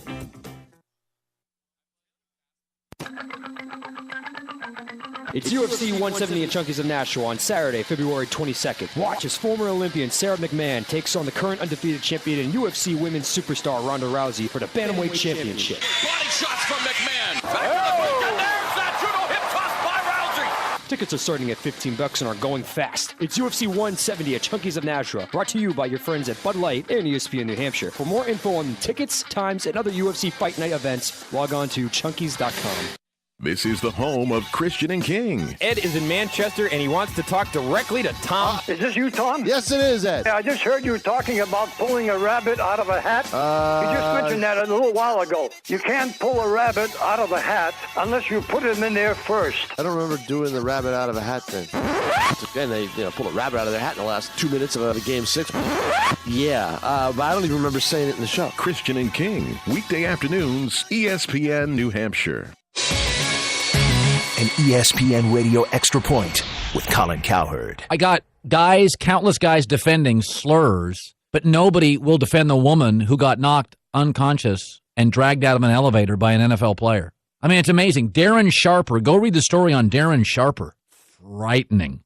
If it's violence against women, my audience, which is, I see the numbers, the incomes, pretty smart audience, comparably to other radio shows, syndicated local, doesn't care. Violence against women, nothing. Don't you have sisters, moms, girlfriends, wives, daughters? But you'll defend slurs. It's like Ray Rice can't get an email. Even the ones I get are, well, let's not try him in the court of public opinion. Really? You don't ever try anybody in the court of public opinion? Yeah, you do. I mean, we all try people in the court of public opinion. You're never shy about that, except this one. Like, I don't even get it. Walgreens knows that Medicare prescription drug plan users feel good at the corner of picking up prescriptions and saving some money. Now we want to help you save even more. Just switch and save. This year at Walgreens, Medicare Part D customers could save with copays as low as $0 on select Part D plans. Stop in today and we'll do the rest.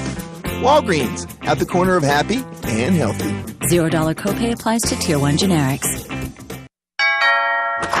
Todd. Ted, great news! Ace is having a 20% off store-wide bag sale this Saturday. I know, 20% off almost anything you can fit in an Ace bag. 20% off! I'm gonna go fix things. Yeah, me too. The Ace 20% off store-wide bag sale, Saturday, February 22nd only. Ace is the place with the helpful hardware, folks. Offer good at participating Ace stores only. Discount applies to the regular price of in-stock merchandise that fits inside one bag. Power tools and small appliances qualify for a 10% discount. Additional conditions and exclusions apply. See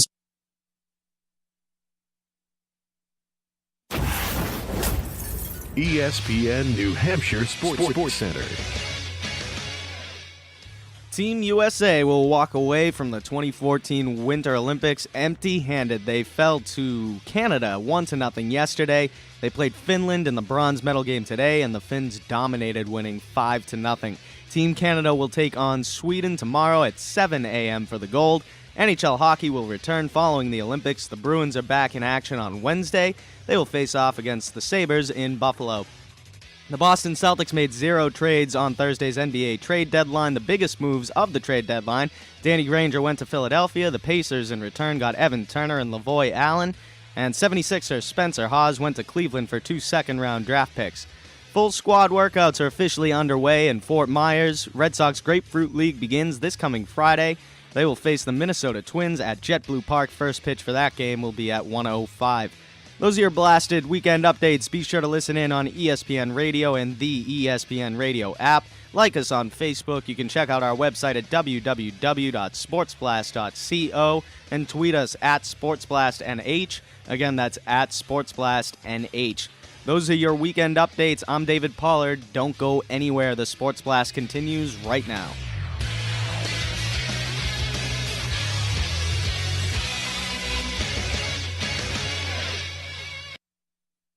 It's time for That's BS.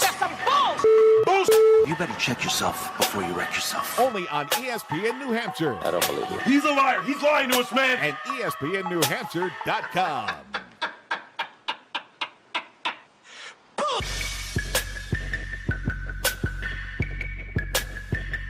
All right, back here on the Sports Blast on ESPN New Hampshire and ESPNNewHampshire.com. We can try to make it a little bit more light here on the show after this depressing loss. I don't know why the TV's... Who turned the TV back on? Was that Dave? I did because I needed a final for the updates, and Zach Parise is just shaking his head. This is so sad. Well, we can, like I said, keep it light here because it's time for That's BS. One of my favorite segments here on the show. Oh, yeah. That we do almost every week. The first one is actually really funny. This was a couple nights ago. OJ Mayo of the Milwaukee Bucks was playing defense the other day, except he really wasn't, because if you go back and watch the video of this thing, it was actually on ESPN, not Top 10. It was, yes. Yeah. They were playing the Denver Nuggets. The Milwaukee Bucks were. OJ Mayo was covering Randy Foye, and he's like, hold up a second. I know I'm on defense right now. I'm just gonna tie my shoes. He just literally takes his sweet time. It took about 5 seconds, and he just ties his shoes. And I know Mark saw this, and he was just shaking his head. He was like, "Are you kidding me?" Yeah, Randy Foye stands in that was the even corner. Worse. Didn't take advantage. Stands in the corner, doesn't take advantage, and stands there like a statue watching OJ Mayo tie his shoe. He was on the weak side. Why go to the strong side. You're unguarded. Nobody's playing It's you. not fair unless you wait for the guy to finish tying his shoe. Exactly. It's I see you're busy fair. there. Yeah. Sportsmanship. I can wait. Exactly. Yeah, no, that's a good. That's how the NBA works these days. It's different if you're on offense because you're controlling the ball, but on defense, in OJ college basketball, they actually call timeout for the player to tie the shoe. Yeah. And sometimes in the NBA, yeah. I mean, come on, different referees do it, yeah. No, see, I mean, I know you're on the Milwaukee Bucks, and I know your season. You need help. It's just crap. Why not just play with your shoe on, Ted? Yeah, that's what I'm saying. And if you watch the video, there was no sense of urgency on OJ Mayo's part. He was just like taking his sweet time to make sure he had to remember how to tie his shoe because he hasn't done it in a while. Honestly, I don't have a problem with OJ Mayo tying his shoe. Randy Foye is your problem. With Randy Foye. Cut to the basket. Go to the ball. He just stood there. He's like, "Oh, you're tying your shoe? I'm sorry about that." Wasn't there also a That's BS we did earlier where there was a guy who was untying people's shoes at the free throw that was what's his face? Meta World Peace? No, J.R. Smith? J.R. Smith. That's right. J.R. Smith did that a couple times. Oh, man. He actually got fined for that, too. Yeah, because you should be fined for something like that. $5,000, I think it was. He tied people's shoes together, right? Actually originally, yes, he did. I actually saw this on Facebook, and someone commented that OJ Mayo learned this in the Mike D'Antoni School of Defense. Probably.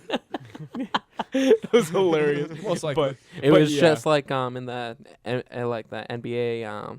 It was not the dunk contest. It was the 3-point shooting, or was it the award falling apart? Oh yeah. That was the MVP of the No, it was the Rising Stars. Rising Stars. Yeah. And Tim Hardaway Jr. came. Yeah. And he was just like SportsCenter not top 10. Oh yeah, ESPN not top 10. Andre Jarman was MVP. Yes. And as he was handed the trophy, it just fell apart. It's like, that is actually not on this list. I wish we added that, but yes, the that's trophy why I falling brought apart. it up. I think we just found a way to make they glue together? The dunk contest a little more interesting, though. Make them do it with their shoes untied. That would be it, or no shoes. Yeah, or no shoes tied together. Someone actually did that once. I think it might have been Joe Green dunked without his shoes, and it wasn't. Yeah. That, I mean, it's hard, but it's not that impressive. Joe Green also blew out a cupcake. Yes, I do remember that. It would have been better if he took a bite. Blew out the candle, took out the candle, and then took a bite.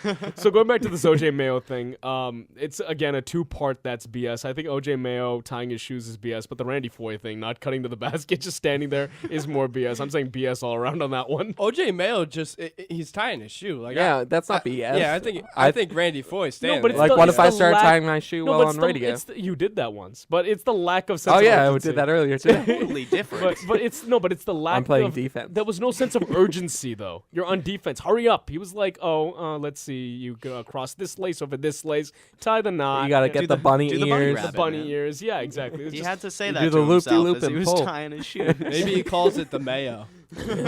Just ties everything together. All right, guys. Next item on this list, Richie Incognito. God, I really want to stop talking about this guy. Hopefully, this is the last time we talk about Richie Incognito ever. Probably not. This is annoying. He's really trying to fix his image, right? After everything that's happened and things like that. He was seen at an LA nightclub leaving the club with 5 women. That a boy. Look, that's fine. Wow. What you do in your personal life is fine. That's cool and everything. Good. Lucky night for him. How do you know they weren't all his relatives? Hey, maybe, but you're trying to clean up your image. You're trying to show that you're not this. They were very attractive. We know for a fact that they were not his relatives. How do you know that for a fact? Oh, because we know. Did you that talk for to a him? Fact. Let's be serious. All of his sisters? Can you imagine that, though, if it was all of his sisters? And we're talking about it like this? The incognito family. Listen, it's weirder if he's coming out of a nightclub in L.A. with 5 of his sisters. That's true. That's strange. That's even weirder. Let's be real about this. But he's trying to fix his image I go here. to a club with my sister sometimes, but thanks, Mark, for that. Some of my friends too. But I'm just saying, she comes. He doesn't grind up on his sister. Okay, all right. Hopefully, Mark's sister's not listening. Come on.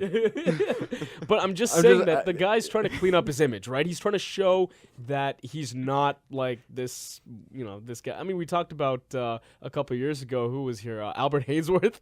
We know his past history with women, swiping a credit card, where, and stuff like that. I don't know that Richie Incognito necessarily did stuff like that. He got that out of Nelly's music video. Yes. I don't care where you got it. You can't do that. He's trying to show that he's a sensitive guy and that he supports women. So. Oh, okay. I didn't know what you said there. So I'm going to say BS on this one. Richie Incognito, just stay out of the news. Like, the next time that you show up for anything, I think you should just take a very long nap. No, he should. No, honestly, if I was Richie Incognito, what I'd do is I would go until mini camps. He doesn't have a team, and I don't think he'll be on one. Okay, well, until he's signed and has mini camps, no one is. I don't think he cares. At this point, he just doesn't give a crap. Doesn't care. What's he gonna do? Just sleep around until he's to charities. Go to charities. Adopt some puppies. Be in the news for good things. Adopt some puppies. He's gonna adopt I don't want something, Richie Incognito adopting any puppies. Michael Vick either. Make him angry. Oh my gosh. All right, so that one's BS. The next one, Mark, I know you like this one. The New Orleans company that created a Who Dat casket. Apparently, the Saints aren't too happy about it. Why not? Because that means it's showing fanhood. No, it means their season's going to the grave. In the grave. Yeah. Oh, come on. That's what that means. It's very sad. Really? Well, and it's kind of a contradiction because it's the Saints. You know what I mean?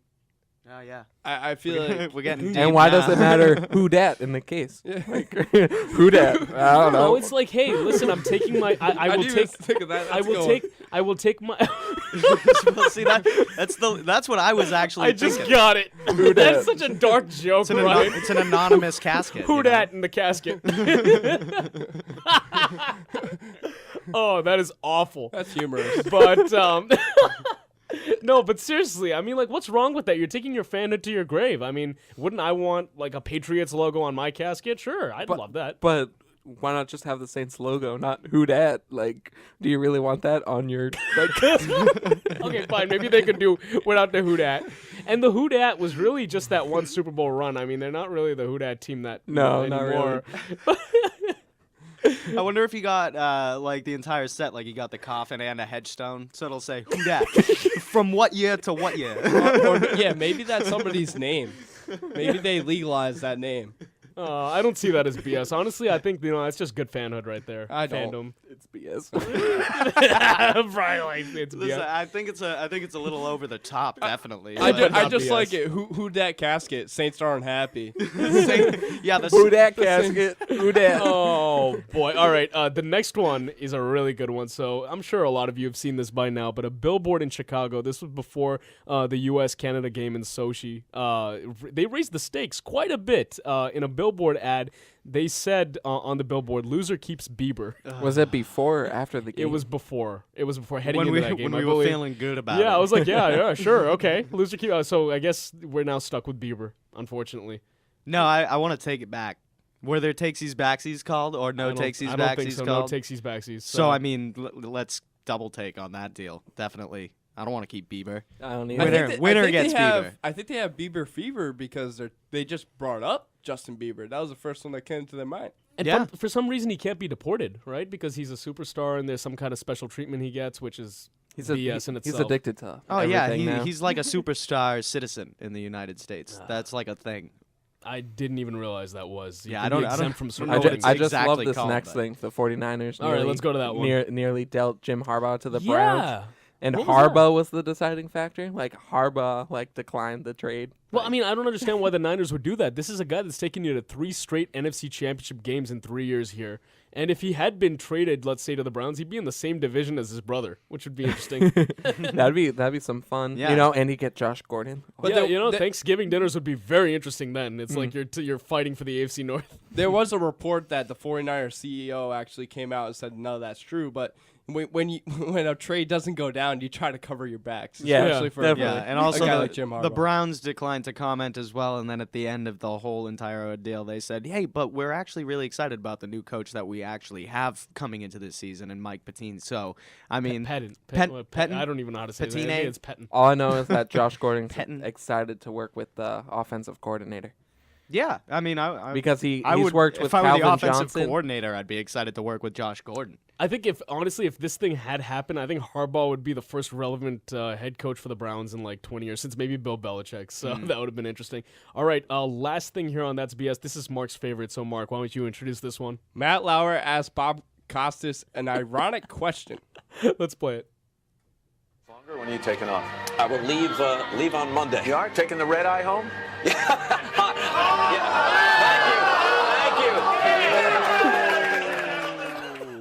Burn, baby, burn. Oh, that's no, I'm taking the pink eye. I love how they call it pink eye though, and he kind of got away with it because he actually said the wrong color. Oh, that was too funny. Just the memes that were created last week with Bob Costas' eye problem. So funny. And then he drank a little bit of Russian vodka on air. So, did he now? I feel like that's illegal. The Rubinoff? Yes, he did. Who? Matt Lauer or Bob Costas? Bob Costas. Bob Costas drank on air? Yes. Did not see that. And that's why he was like, "Oh, now I'm feeling real red now." Oh boy, that is definitely that's not BS. That's just hilarious. That's funny. That's not BS at all. That's a good sense of humor, and Bob Costas seemed to take it in his stride, maybe because he was drinking. But yeah, no, it's good humor. I don't know. The fans didn't seem to like it. They're like, "Oh." Well, I mean, I don't know. I thought they were owing for the huge burn that just was delivered by Lauer there. The biggest diss in Olympic history. Yeah. Yeah, when he should win a gold medal for Dave said dissing burn, someone. I just wish that we got the soundbite. soundbite. Don't you think Finland's defeating of U.S. is the biggest diss in hockey history? No, I mean that's embarrassing, but it's not necessarily a diss. I don't know about they just kicked their What ass. about those speed skaters falling? Well, that was just depressing. The speed skaters that just right out of the gate. That reminded me of NASCAR. Clown music. They should have played that. or not top 10. That's the same. Yeah, that's the music that we were talking about. But anyways, that's BS. Always a fun segment. Helps us keep it light here on certain depressing days such as this one, where the U.S. Olympic hockey team, men's hockey team, just comes back empty-handed. Now we have like a week off before things ramp up. Yeah, I'm just it was a tough loss today. Obviously 5-0 against Finland, but hey, Tuukka gets a bronze. It's kind of a nice consolation. Yeah, and 3 out of the 5 Bruins are going to get medals, as Brian alluded to. So, yeah. Hey, Canada ruled over U.S. this week. Absolutely. All right, back to some Red Sox talk right after this. ESPN New Hampshire. With 6 New Hampshire locations, Apple Therapy's comprehensive orthopedic rehabilitation clinics offer convenient access to a wide variety of services. At each clinic, Apple Therapy strives to bring relief to patients by assuring the highest level of care in a comfortable environment, and they are networked to most providers and all insurance companies. Apple Therapy will maintain full and open communication between you and your physicians and therapists for your peace of mind. You can find Apple Therapy in Amherst, Bedford, Londonderry, Manchester, and Nashua, and online at appletherapy.com. Hey, sports fans, if you're ready for a new Kia and we're waiting for a spectacular, stupendous, fabulous, undeniably great deal, you've got to get to Peter's Kia of Nashua, where you'll find unprecedented offers on all your favorite Kia models, including over $3,000 off MSRP for a 2013 Kia Soul. Take $3,500 off remaining 2013 Optima LX. Plus, get Kia's 10-year, 100,000-mile warranty on any new Kia purchase. The savings start now at Peter's Kia. Online at peterskia.com. So, what's St. Anselm all about? Founded in 1889, St. Anselm is a nationally ranked Catholic, Benedictine, liberal arts college located in Manchester. Whether you want to be a doctor, teacher, nurse, or lawyer, St. Anselm College will place you on the right path. If you dream of starting your own business or aspire to make films, St. A's is for you. Or if you are undecided but know that you want to make a difference and want to figure out the best way to do it, St. Anselm will give you the options, experience, and mentors to connect, solve, serve, lead, and especially to do the right thing.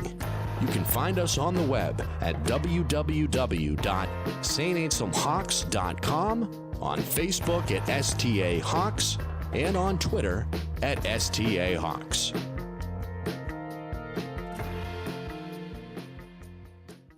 The home team with Matt Peralt. The new manager, new skipper for the Lowell Spinners, Joe Oliver, joining us. Well, how do you see your role with the roster you'll be given by the Red Sox coming up this summer? You know, I feel like I've got a lot to be able to offer to the young guys because I've been there. I've got a good relationship coaching high school baseball and some younger college kids. And, you know, being a catcher, I got to see everything from a different perspective. And you feel like as a catcher, you're a quarterback of the team. This is the home of the home team with Matt Peralt, ESPN New Hampshire. Welcome to Dial a Movie, your one-stop guide to what's playing. For the Hollywood blockbuster, Anything But Sunshine, press 1. For the romantic comedy, Anything But Sunshine, press 2. And for Anything But Sunshine... You expect options everywhere else in life. Are you getting them when it comes to your medical treatment? Explore all your options and talk with your doctor about what's right for you. Knowing your options is the best option. Learn more at ahrq.gov. That's ahrq.gov. Brought to you by the U.S. Department of Health and Human Services and the Ad Council. ESPN New Hampshire Sports Center. Team USA will walk away from the 2014 Winter Olympics empty-handed. The U.S. fell to Canada 1-0 yesterday.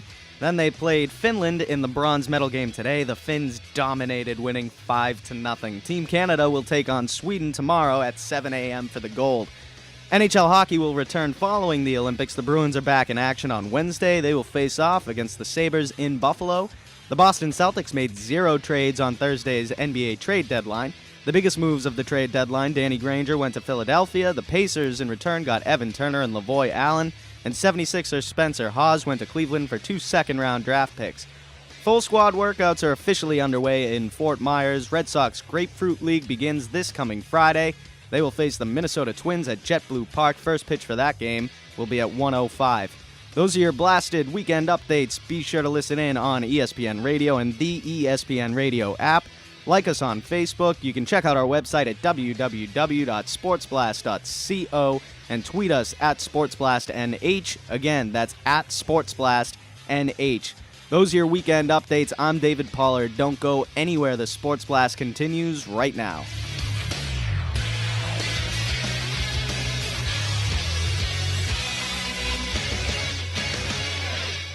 The Sports Blast. You're going to love it. You're going to love it. He's absolutely right. Every Saturday from 11 a.m. to 2 p.m. It's a bold strategy, Cotton. Let's see if it pays off for us. What you just said is one of the most insanely idiotic things I have ever heard. Ooh. Everyone in this room is now dumber for having listened to it. Ooh. Only on ESPN New Hampshire. May God have mercy on your soul. And ESPNNewHampshire.com. Maybe the truth. We get together, have a few laughs.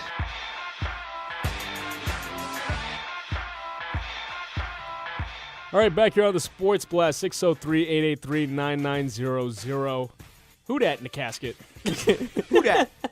It took me a little while to catch on to what exactly Brian was saying, but then when I thought about it, I said that's just awful, but it's hilarious, too. I caught on right away. I knew it. It's just such a dark joke that you feel like such a you-know-what for laughing at, but whatever. It's all good. It's funny. Yeah. We need it right about now. Getting back into some Red Sox talk here, guys. David Ortiz once again bitching about his contract status. Who do you think is going to give in first here? He's coming up on. He's in the last year of his deal here. He signed a 2-year deal entering last year. Now again complaining in camp that he's disrespected, that he wants a new deal. Look, David, I love you. I think everyone in Boston does. You're 38 years old. You're a designated hitter. You're getting old. You're coming off an Achilles tear from 2 years ago. Just go year to year. That's all that's going to happen. All right, guys. So, do you want his press conference or his swear conference? Oh, play the swear conference. I want to hear what you have to say. I can't play the swear conference. Well, then don't why'd play you this. ask? Why are you even at? I'm asking you the clean version. Do you want me to read? No. One's... Oh, play the audio. Play the audio. Okay, here's what David Ortiz had to say. Let's hear it. This is a little crazy. It's not tough, but it's a little crazy. It's a little out of hands, and people sometimes want to make a big deal about a guy like me asking for another year extension when some others are asking for 10-year extension, But like I said, you're not going to make everyone happy. Some people are going to like, some people doesn't. So that's war in today's day. I don't know, I'm having fun, and things are going well, and when things are going well, is the time for you to, agree on things and ask for whatever you want. It's all depends on if the other part agreed on. But my problems are not the Red Sox. My problem ain't the fans. I'm super happy to be here. I'm glad to wear this uniform. The fans know that I'm more than proud of performing in front of them. I try my best every time I go out there. It's just a couple of haters out there always flipping things around. So, along with that, this is what he said to the Boston Herald's John Tomasi. I don't even know why they're bitching about me talking about contracts, Ortiz said. Guys putting up my numbers, they're making $25, $30 million. I'm not asking for that. I'm asking for half of it. And they're still bleeping about it. Bleep them. I'm tired of hearing them talk bleep about me when I talk about my contract. Hey, every time I talk about my contract, I earn it. Bleep. So don't be giving me that bleep. End quote. I don't know why he always feels the need to complain about his contract. Look, again, for all the reasons I just stated earlier, age, coming off an Achilles tear from 2 years ago, what happens if that happens again? That's why we're going the Red Sox are going year to year with David Ortiz. He wants a 1-year extension for $15 million. I think that's just a little too much, especially, look, I know he had a great year last year. He was the reason they won the World Series, but I'm not going multi-year on David Ortiz if I'm at Ben Cherington. What if he tears his Achilles again? Well, he only has this coming year left on his contract, so I mean they've paid him every other time he's won a World Series for them. In 2004 they paid him, in 2007 they paid him. Sure, they paid him when he tore his Achilles, and they paid him 2 years. But he's getting up there in age. He's getting up there. Give him a qualifying offer at the end of the year. He's not asking for the $20-25 million that the other stars are getting that are putting up his kind of numbers. But he's asking for an extension beyond this coming season when it's really, his age, it's an uncertainty if he's even going to be capable of playing. Yeah. Yeah, but if he was 28, he'd be testing the free agent market and getting 10 years, $300 million. I saw Mark shaking his head. Mark, what do you think? Here's the thing. The Red Sox put themselves in this situation. You're going to keep offering 1-year deals to him. It's going to keep on happening. And they offer Steven Drew $14 million. $14 million, right? Why isn't David Ortiz worth 15? I don't understand that. Exactly. He's a way better competitor, that's a performer. He's hands down. Most respect for the Red Sox. He's absolutely worth the 15, but it's if you're getting the production that you got out of him last season. It is getting tired to hear him year after year asking for his money, but it's also disrespectful for the Red Sox to offer big contracts to Adrian Gonzalez, Carl Crawford, and they don't even stay here for a long period of time. $14 million to Steven Drew. You offered that on the table to him. Mark, but I would give him if this were coming up this season, the $15 million extension, I would give it to him because of the performance he had last season. Right. Because he proved should obviously this really be a season by season thing? Yeah, why not? I don't have a problem. They did it with Wakefield. I don't have. Well, that was a rolling. That was a rolling option. Listen, $4 million a year. Listen, you want to take that? You're comparing Tim Wakefield to David Ortiz. No, I'm comparing what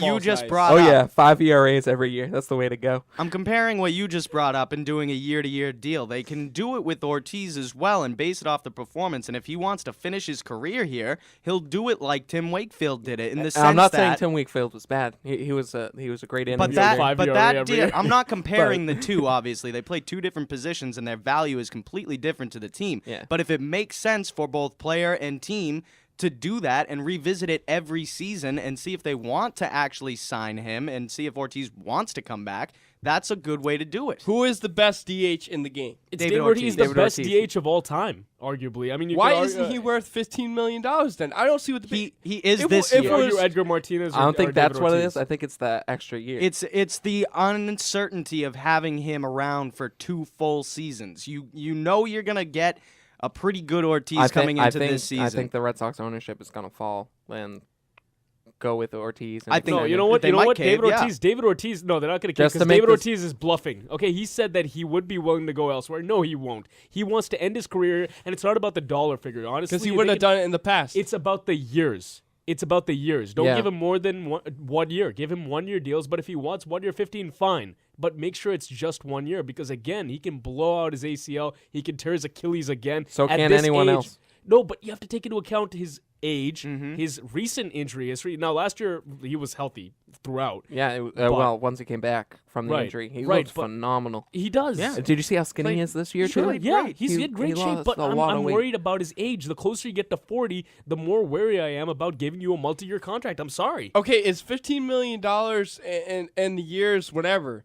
If he does go down, he's a great bat to have in the lineup. But if he goes down, I mean, you're going to have like Mike Napoli trying to fill the void, and you have Will Middlebrooks playing first base. I mean, they have Will Middlebrooks can play second, too. They have depth right now. What? Oh, yeah, absolutely. Will Middlebrooks can play second. He was playing second last year. But look, I don't see the problem with Ortiz going out there this season and performing. And if he does put up numbers like he did last season, then yeah, go ahead. He won the World Series for them. He won the World Series for them. But I mean, you can't look at it you can't look at it as a hometown favorite thing. Obviously, guys like Pedroia and Lester have been talking about their contracts not as extensively, but they want the hometown discount. Lester once again said a hometown discount. Well, Again, yeah, but we don't know how he's defining it. And for it's not him, negative. What is a hometown discount for John Lester? Probably $16 million. Absolutely, I would do that in a heartbeat. Yeah. Anything. I mean, 20 to me, John Lester is not worth $20 million a year. He's a fantastic pitcher. He'll give you 15 wins a year. He'll give you a 3.5, 3.6 ERA. He'll give you 200 plus innings, 200 plus strikeouts. He's a great pitcher. If he's a workhorse, but he's more consistent, he could get an ERA. He's not consistent. John Lester is not consistent. We don't know that. Biggest question here. He's only been around for 5-6 years. What are you talking about? He hasn't entered his prime yet. What? He hasn't entered his prime yet. Whoa! Can I just shut down Brian for a second? He came into the league in 2006, Brian. Yeah. That's like 8 years. No, he didn't come out in 2006. Yes, he did. No, John he Lester. Not. Yes, he did. He was on the 07 team. He was on the 07 and team. he played one season before that. No, he didn't. Brian, look it up. You're telling me he didn't start a game in 06? Yes, he did. He went 5-0 in his first 5 starts. Or first 7 starts, rather. Stat man goes down. Yeah. Brian, look it up. 2006, John Lester debuts as a rookie. I can't believe you didn't know that. Biggest question right here. This is the ultimate factor. Do you want David Ortiz to retire as a Red Sox? Yeah, of course I do. Okay. As a Red Sox fan, of so course. if he gets Not necessarily. Say if he gets the reason why I injured- forget about 2006 is the cancer. That's because of the cancer. That's why I forget. That doesn't change the it. fact that he debuted. Well, Sorry, no. Mark, go ahead. But say if he gets injured or he has a bad year, he's gonna get that $15 million and walk with the Red Sox out into retirement. Look, I mean, I would like it if I he think he only retired has as a 2 Red years. Sox. But if you go about this in a intelligent manner, and Ortiz, if they give him a this year, all right, they don't give him the extension, and then next season Ortiz decides to walk away from the Red Sox, I don't put that on the Red Sox for not giving him the extension right now. I put that on Ortiz. Because if he wants to come here and finish his career as a Red Sox, he will take the 1-year deal when they give it to him. So how many years of baseball does he have left? Maybe Probably 3. Maybe 2 or 3. I say 2. So I think that $15 million contract is his last contract, and he wants a decent amount of money for 1 year. So but why not? But why not let him play out this season and guys, then have the $15 million contract? To get off the Ortiz schneid, the Orioles, who are contenders technically in the AL East, because everyone's contenders, they signed Nelson Cruz to 1 year, $8 million. That's a big pay cut for Nelson Cruz. Yeah. Who's like a. It also includes $750,000 in incentives. How old? Really? Isn't he like 28 or something like that? Nelson Cruz must be in his early 30s, I think. 33. Yeah, there you go. 33? Yeah, so Nelson Cruz is definitely older than that. Okay. So the Orioles actually lost to draft picks because they signed Jimenez And earlier. he was given a qualifying offer. Yep, and so was Cruz. So wow, so they lost a ton of picks. Yeah. To the Indians and the Rangers. Well, for a 1 year deal. Yeah. With Nelson Cruz. Whatever. I mean, draft pick? Really? I don't know. Nelson Cruz, I mean, he's got a lot of power, but he is a roid guy. So. That's not worth the bargain, I don't think. I don't know. I guess it's. I mean, I like the way Duquette does business. So I would get Cruz for $8 million. No. Yeah, I'd take Cruz for $8 million. 30 home run power. Yeah, I would take Cruz for $8 million too. He's on his way out. Oh, he's 33. 33. But just to finish up this David Ortiz. You don't think Ortiz is on his way out? Oh, but that's you think what I was Cruz saying. Is on the not way by out? his production. So just no. But Mark. So Mark, you would give him a multi-year deal. I give him 1 more year. If that's the offer on the table, extend that's him what now? he wants. Mark, look at how David Ortiz has performed in contract years. Okay, the last year was not a contract year, but I'm just saying in general, give the guy incentive to go out there and play his ass off. Do you realize though that he only has 2 years of baseball left? Whatever, that's fine. That's my point. And the Red Sox give him 1 more year. No, but the Red Sox are calling his bluff because David Ortiz does not want to play anywhere else. Give him a farewell tour.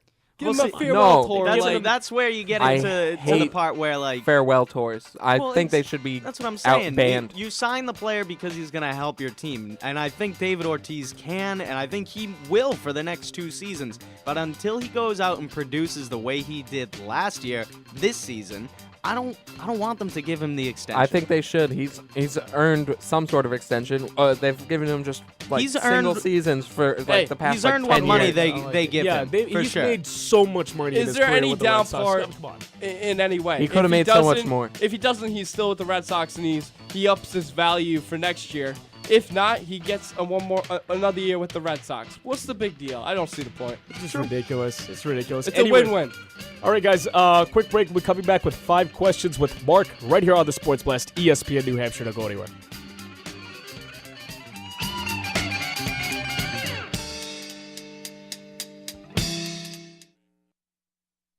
Hey folks, Matt Peralt here from my good friends at Infinity of Nashua. Right now, at Infinity of Nashua, they are home to one of the most unique automobiles on the market. The 2014 Q50 all-wheel drive hybrid gets an astounding 30 miles per gallon with a powerful 360 horsepower engine that gives you the performance you demand from a luxury vehicle. The 2014 Q50 all-wheel drive hybrid is priced, get this, below $50,000. Other comparable luxury hybrids can cost you more than twice that much. All Infinity vehicles are backed by a 4-year, 60,000-mile warranty and a powertrain warranty for 6 years, 70,000 miles. At Infinity of Nashua, they know that your time is valuable, and when it's time to service your vehicle, Infinity of Nashua has a fleet of loaner cars for you to use so you're not waiting around for your car to be serviced. And the service department hand washes and vacuums your vehicle after every visit. Infinity of Nashua is located at 105 DW Highway in Nashua, and they can be found online at infinityofnashua.com.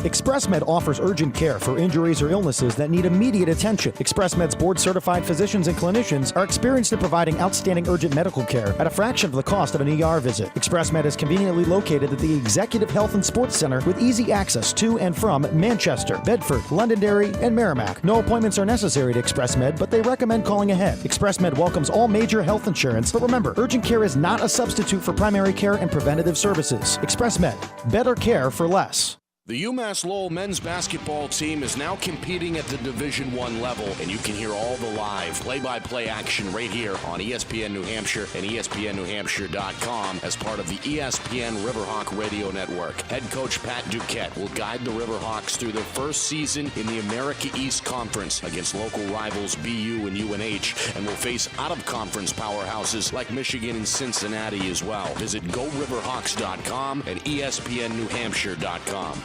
Life can hit you with the unexpected. The loss of a job, a sudden illness, a dramatic jump in your mortgage payment, leaving you feeling helpless, forcing you to make difficult decisions.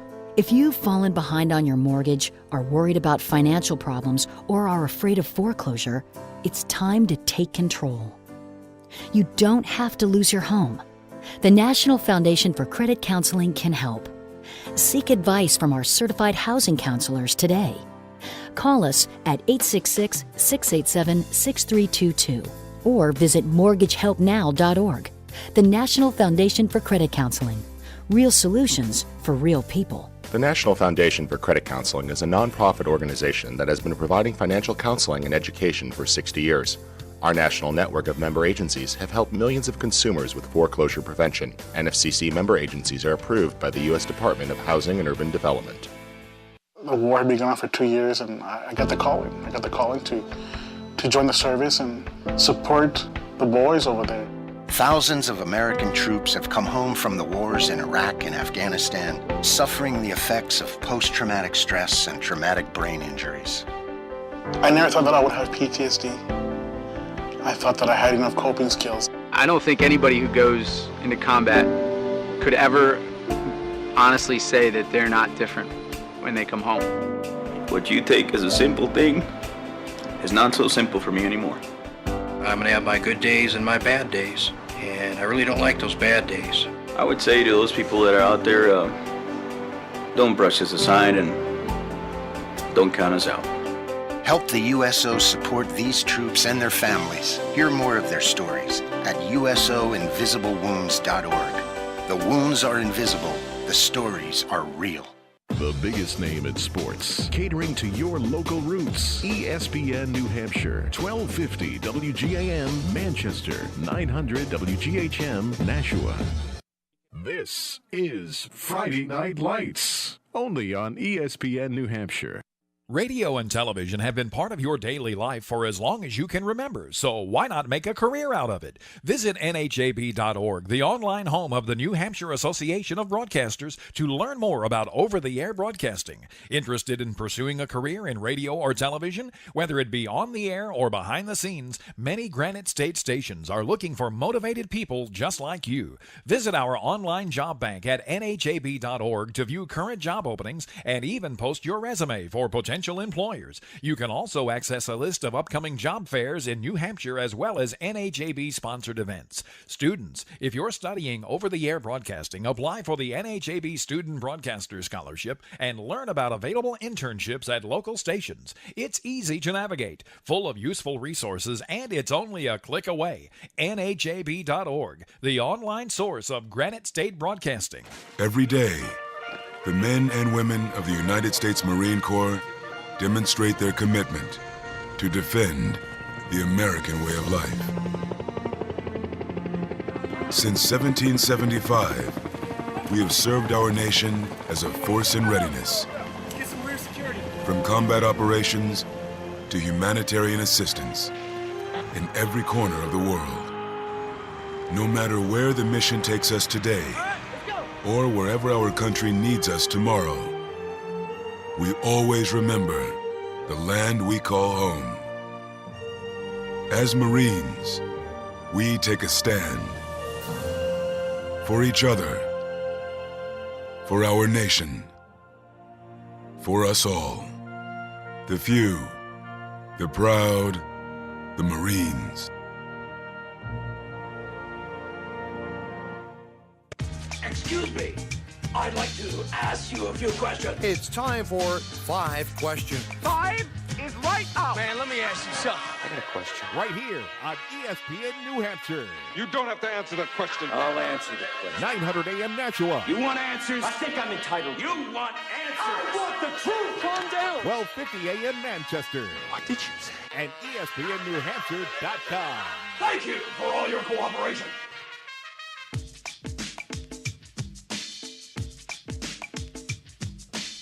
I know during the commercial we were watching, what is that, biathlon, where they ski and then they stop and shoot. That is just so mesmerizing. That's the coolest thing ever. It is. It's really tough. You have to hit each target in sequence too. Precise. I've realized if one of them were to miss a target, they usually can't get the aim back. You know, that's a tough one. It's like when you're watching figure skating and you have to make a jump or like a triple axel right after a fall. It's tough. It's tough to recover like that. But that's an interesting sport right there that we're watching right now. If you miss the target 5 times, you have to reload. Their bodies must be so tired just from going the distance that they do on their skis, and then to have to actually calm down and have steady aim and shoot. Well, the thing is, it's their arms that are tired, not their legs. They're using their arms to shoot. That's what I'm saying. Yeah. That's insane to me, the fact that they can actually do that. But anyway. Anyways, it is time for 5 questions. Mark has it this week, so I'm really looking forward to it. Mark, take it away. So, guys, we just got done talking about David Ortiz. So the David Ortiz contract saga has become a little too much this week. Mm-hmm. What is the worst ongoing story that you've ever heard of or seen all over TV? Richie Incognito. Incognito, yeah. Man. I mean, are we sticking just to sports? Because I remember. LeBron James during the decision. That was a good one. That was That's awful. A good one. He took an hour-long program. To tell I got us one. Who I got we're one. gonna Brett where it's gonna go. It was the State of LeBron address. Brett Favre. Oh, that's a good one. I'm retiring. Oh, no, I'm coming back. I'm gonna retire now. No, I'm coming back. Brett Favre, LeBron, Richie Incognito. Those are definitely some good ones. Who else? I feel like we're missing a few. I think we all have to pick one. So I pick LeBron. Okay, I'll take Brett Favre, actually. All right, so I'm blanking on a sports one right now, but I remember when Justin Bieber's Ferrari got put into the pound, they had a news helicopter dedicated to just staring at the Ferrari. Great, we're looking at a car. You just wasted like that news helicopter on this. Are you kidding me? O.J. Simpson. But O.J. that was a big thing. That was a chase. That was captivating like, TV. Come on, yeah. Oh yeah, that's so captivating. I mean, this was like, we've got Justin Bieber's car parked right here, and it's still parked, and it's not moving, but Bieber's in there somewhere, and we've literally dedicated an entire news helicopter to this. Yeah. Come on. Yeah, definitely. All right, next question. Taking the red eye home? That's a good one. Hey guys, before we go on to question 2, I just want to say, Texter says for the biathlon, if you're in second place, the dude right in front of you is about to cross the finish line, you have a rifle. Yeah. Just take advantage. I'm pretty sure that's illegal. Listen, disqualified. That would make these games more entertaining, though. Imagine that if you were behind a guy by like 10, 15 yards, and at the very end you can just take the rifle out and try and nail him, knock him down. Hey guys, all over. Who dat in the casket? All right, question number 2, Mark. So the Red Sox batting order is pretty deep this year and has become a topic as of late. So if you had to start an MLB franchise in the American League because of the DH purpose, who in today's game would be in your ideal batting order? One guy that you could have in your batting order, or no, 1 through 9. 1 through 9? Oh, yes. Okay, lead off. Okay, let's do this again. Lead off hitter. No, each of us has to do it separately. Yep. Go. Okay, go me. Yeah. All right, lead off hitter. I'll still take L's. I still like L's. Number 2, I'm a Pedroia loyalist, so I'll take him. 3, give me Poppy. 4, Mike Trout. Miguel Cabrera. Sorry, Miguel Cabrera at number 4. I was waiting Napoli. No, not Napoli. No, 5, I'd have Trout. 6, I gotta get Bryce Harper into this lineup. Let's just throw him in at 6. So I'm not even going by position. I'm just throwing a bunch of names in there. I need a catcher. Oh God, I'm blanking. Brian, just fill me in on some. I'll put a catcher at number 7. Whoever's a really good name there. Okay. And then Buster 8 and Posey. 9, Buster Posey. Yep. Oh no, but it's AL only. You said. No, you can choose anyone though. Yeah, you can choose anyone. The team is in the AL. So Okay, you have all right, the fine. DH. But yes, So you Buster got the DH, Posey. yeah. I'll throw in Joe Mauer there at first base. Hitting. No, 8. you already have Cabrera at first. And oh man, can I have? Okay. This This one makes it tough. Yeah, this is tough to come up one. with 9 names. Okay, and then 8 and 9, just whoever you want. I don't even I like know. Ryan's strategy. He's writing on paper. Yeah, Brian's writing down his lineup, putting us on the spot. Well, that's not very fair. Brian has time to do that. So I go Jacoby Ellsbury at leadoff. He's gonna steal you a bunch of bases every year. So Right. yeah, I love Pedroia at number 2. So I'm basically just piggybacking Ashish right now. But then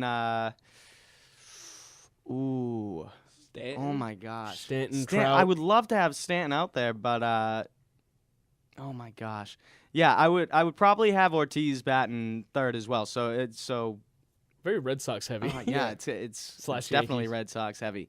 Let me think here. So I got DH second base. I would definitely put Miguel Cabrera in the lineup. Absolutely. At 4. Yep.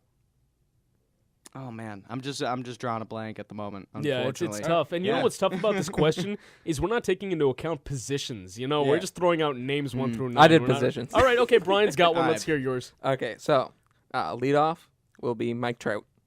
Okay, fine. Okay, Yes. second will be Pedroia. Hitting 3rd will be Cabrera. Behind him, Encarnacion, then Ortiz, then Troy Tulowitzki, then Cargo, then Posey. And did I say Harper yet? No, you didn't. No. Harper will bat 9th. Actually, Harper, you know what? Can I take mine back? I want Harper leading off for me. Excuse me? Do you hear how deep this lineup is? That lineup's nasty. Yeah, but This is the deepest lineup I've ever seen in my I'd life. have Mike Trout hitting 3rd. I would, but I would lead off with Trout. I'd lead off with Harper. I think he's a good leadoff guy. He's got some good speed. Although Trout's also That's why I got some have good Harper speed at as well. 9th. So round All right, out we the can argue this for hours. Let's go on to question 3 here. Question number 3, Mark. Taking the red eye home? All right, so Kevin Garnett, Paul Pierce, and Ray Allen was the big 3 a few years back. Who would be your next Boston 3 party? Well, okay. If assuming Rondo sticks around long term, he's got to be one of the 3. He wouldn't be the number 1. He may be the number 2.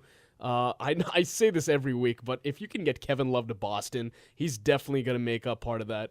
And then your number 3, let's just say that they get a nice pick this year and they get an Andrew Wiggins, or let's say Jabari Parker decides to come out of this year's draft. I could see Rondo, Kevin Love, and maybe either Wiggins or Parker if the Celtics were able to nab one of those two guys as the next big three. That's nice. I like that. Sure, and I also go Rondo and Kevin Love if you can get them here. Definitely, those Love would be 1, Rondo would be 2. Don't sleep on Marc Gasol or LaMarcus Aldridge too. Mm-hmm. They're actually free agents as well. Okay. I'm going. No, Dave. Oh, okay. I was thinking of Sullinger because he's accustomed to the Celtics system. Brad Stevens seems to like him, and he could be that number 3 guy. I think he has that potential. Yeah. Yeah. Okay, I like that one. I like that answer. So, you ready for this? Okay, so Rondo's off the team. Kyrie Irving comes to Boston.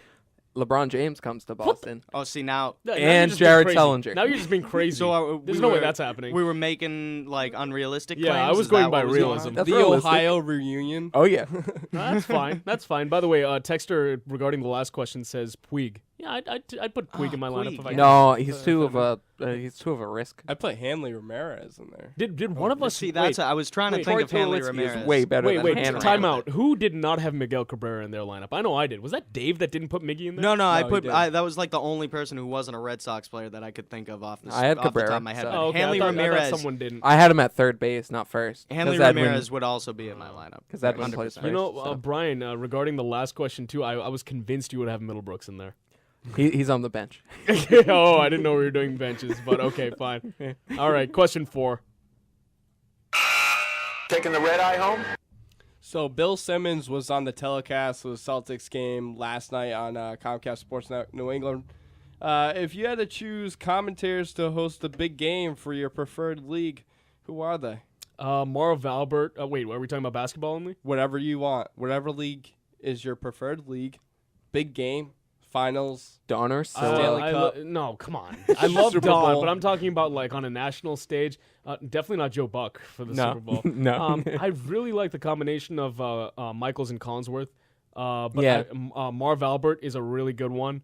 Fine. I'll give some love to the hometown guys. Don Russell and Ramdog. You can't go wrong with those guys. Well, and just like Don Russillo's like.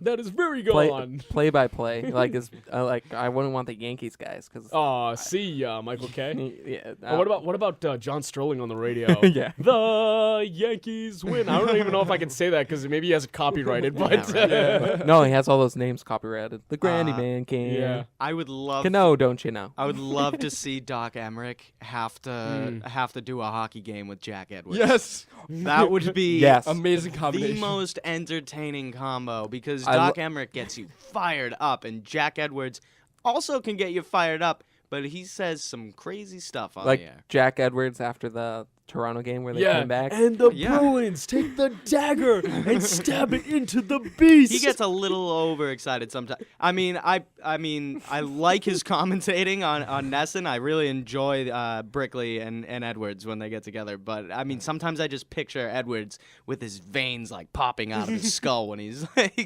gets pretty amped up. I'm going to answer my question real quick. Gus Johnson and Bill Raftery on Fox Sports 1 is amazing. I just love that combination. I've never watched Fox Sports 1. No? You haven't? No. I actually like some of their shows. I like some of their Fox Sports shows. 1's pretty good. I like the one that Regis has. but The Crowd Goes Wild or something. I watch that sometimes. But there's Jenny Dell could be going there. So. Yep. No. Actually, last time I checked, she's actually looking for local opportunities. Oh really? Yeah. Oh. But, yeah, because it's her in her contract. Stay near Willie Brooks. Taking the red eye home? Willie Brooks. I bet that's what she calls him. You know that's what she calls him. Yeah, Willie Brooks. We don't know what she calls him. The NHL is looking to expand, and Seattle has been a place that they would put a team. If there was one innovation which could add a specific event, rule change, or expansion that your choice of league could make, what would it be and why? Expanding the NFL to London and to LA. I don't know about London. Gross. I know that's the one league where it would work because you have games every week. Wait, what? Sorry, London? No, Are definitely you not London. kidding me? They have a game there almost every year. Dude, They do, but you can't come have on. a The team travel? in London. Are you for the London team? The travel Are would we be talking outrageous. football or football? Football. The one exception is if the London team plays 16 home games. That's what it's gonna do. But that would suck for every team that had to go to London. I mean, and not every team's gonna play the team in London. And wait, so how would that work? What division would they be in? They'd be in the NFC East. No, very East. No, they're in the NFC Europe. Yeah, but who else is going to be in that division with They're them? going to add Spain. Come on, guys. Oh, my God. No, that's ridiculous. I don't see that happening. So the question is, what rule or thing would you do in any league to change? I would change the obstruction rule. Add an event, rule change. Okay, all right, here's one. Here's one that I absolutely, one of my biggest pet peeves, and I know a lot of people disagree with me on this, is the All-Star game in baseball determining home field in the World Series. Hate it. Hate it. Yeah. Don't like that at all. The best team in the World Series should have a home field. I don't care about Sil that you're trying to make the All-Star game something that actually represents something of importance. No, the best team, the better team should have home field in the World Series. That is what I would change. The All-Star game is an All-Star game. It's an exhibition game. It should like be in one. every other sport. It shouldn't mean anything. Can we change the obstruction rule? Is that legal? Can we change the obstruction rule? Why are you so bitter? Come on, they still won the World Series. Because Will Middlebrooks was involved. Yeah, boys. that's why. He was pushed down. Okay, so, guys. Dave, what was yours? The one thing that I might change is pushing the shootout in hockey back an extra 5 minutes, go 4-on-4 for 5 minutes in overtime, and then go 3-on-3 for 5 minutes. If you can't get it decided at that point, fine, go to a shootout. I just don't like the individual style. I want to of a be shootout. like what you said, except like from 4-4 to 3-on-3 to 2-on-2. Well, 2-on-2 would be outrageous. That'd be awesome. No, that would be boring. That gets to the point where there's a lot of space and not enough players to actually, contribute. And I want to see the NHL have a street hockey game. That would be interesting. That would be pretty cool. For their All-Star game. That could be a part of like the All-Star weekend. They do a great skills. The NHL has by far the best skills competition of any league. Do they have that? They don't have that this year, right? Yeah, All-Star game? No, because of the Olympic break. Oh yeah. But they had the That's why they shouldn't go to one. the Olympics. They had the AHL, and it's the same format. The skills is amazing. Yeah, they could add a street hockey game to that All-Star weekend in the NHL. I would definitely tune into that. You know what would be really cool is an outdoor NBA game. That would be pretty cool, like street ball. Yeah. Well, that's what they did the horse. They did the horse outside. No. I mean an actual game, and not an exhibition one. You have the Winter Classic. Why can't you have something like? Well, the NBA is played in the wintertime, so maybe that's why. No, but you can have it in Miami and California. Oh yeah, somewhere. It doesn't have to be like necessarily. No one would go in Miami. It doesn't have to be hard court. It doesn't have to be hard court. It can be a hard floor, but just outside. Like when they have it on like the ships. Yeah, wouldn't that be cool? Wouldn't you watch that? Yeah, like NBA Street Volume 2. Yeah, something like that. Make that a real thing. I would absolutely 100% watch that. I think that would be so cool. It'd be tough to find like a venue though, wouldn't it? Aircraft like carrier. a big enough outdoor court to actually sustain a storm comes over. No, obviously you check the forecast before. No, and I'm talking about the fans. Like, I mean, I don't know if there is That's why, like a big enough outdoor court use a for the football NBA to field use. or something and just lay down the hard floor. If you can do it, come on, it's that's possible. like you'd be all the way up here, and you'd be like, "Who's that down there?" If you can lay down ice in Fenway Park or Wrigley, that's tinier than a football field. Okay, all right. I'm sorry for bringing it up. All right, well that was 5 questions with Mark. Always a very fun segment. We will be coming back talking about the franchise tag window, which is now open in the NFL. Don't go anywhere. ESPN New Hampshire. I'm Omar Reese with the NFL Network now on the Westwood One Radio Network. And what could have been one of the most shocking moves in recent offseason history, according to NFL media insider Ian Rappaport, the Browns in their coaching search attempted to hire Jim Harbaugh away from the 49ers, but Harbaugh wasn't interested. Giants head coach Tom Coughlin isn't going anywhere, at least contractually, until after the 2015 season. He told reporters in Indy Friday that he signed a 1-year contract extension, removing his lame duck status. Speaking of extensions, Lions general manager Martin Mayhew says he expects to sign Ndamukong Suh to a multi-year contract extension soon to help free up some salary cap space. He told Detroit beat writers he thinks they can get a deal done with their star defensive tackle before free agency next month or shortly thereafter. Don't miss the NFL Combine tomorrow through Tuesday exclusively live on NFL Network. This has been NFL Network Now on the Westwood One Radio Network. How to get an amazing deal on a great used car. Start with the most durable, longest-lasting brand in its class. Have it thoroughly inspected by a trained technician and reconditioned to meet Honda certified standards. and you've got yourself a certified pre-owned Honda. Find the one that's right for you at HondaCertified.com. Durability based on longevity. Longevity based on Polk U.S. Vehicles in Operation Registration Statistics 1988 through 2012 for Honda and competing brands. It's the most advanced technology available. Engineered with over 200 million sensory receptors. Its all-terrain design is beautifully formed, weather-resistant, reliable, astonishingly high performance in even the most challenging of circumstances. And it is also the finest search technology in the world. There's nothing else quite like a search dog. Be part of the search. Go to searchdogfoundation.org to see how you can help.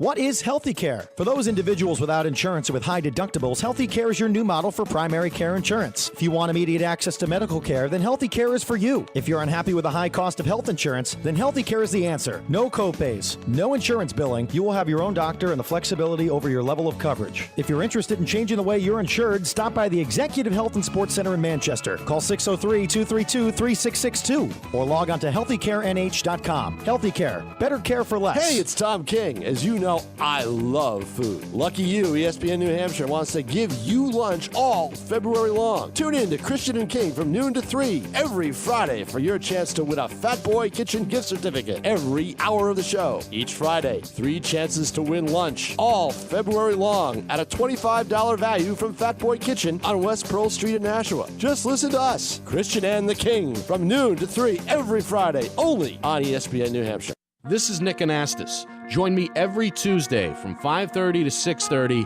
for the St. Anselm Coaches Show right here on ESPN New Hampshire Radio. We'll hear from St. A's coaches, players, fans, and administrators, plus keep you up to date on everything in the world of Hawks athletics. So tune in every Tuesday from 5:30 to 6:30 for the St. Anselm Coaches Show right here on ESPN New Hampshire and ESPNNewHampshire.com. ESPN New Hampshire Sports Center. Team USA will walk away from the 2014 Winter Olympics empty-handed. The U.S. fell to Canada 1-0 yesterday. Then they played Finland in the bronze medal game today. The Finns dominated, winning 5-0. Team Canada will take on Sweden tomorrow at 7 a.m. for the gold. NHL hockey will return following the Olympics. The Bruins are back in action on Wednesday. They will face off against the Sabres in Buffalo. The Boston Celtics made 0 trades on Thursday's NBA trade deadline. The biggest move of the deadline was Danny Granger, who went to Philadelphia. The Pacers, in return, got Evan Turner and Lavoy Allen. And 76er Spencer Hawes went to Cleveland for 2 second-round draft picks. Full squad workouts are officially underway in Fort Myers. Red Sox Grapefruit League begins this coming Friday. They will face the Minnesota Twins at JetBlue Park. First pitch for that game will be at 1:05. Those are your blasted weekend updates. Be sure to listen in on ESPN Radio and the ESPN Radio app. Like us on Facebook. You can check out our website at www.sportsblast.co and tweet us at SportsBlastNH. Again, that's at SportsBlastNH. Those are your weekend updates. I'm David Pollard. Don't go anywhere. The Sports Blast continues right now.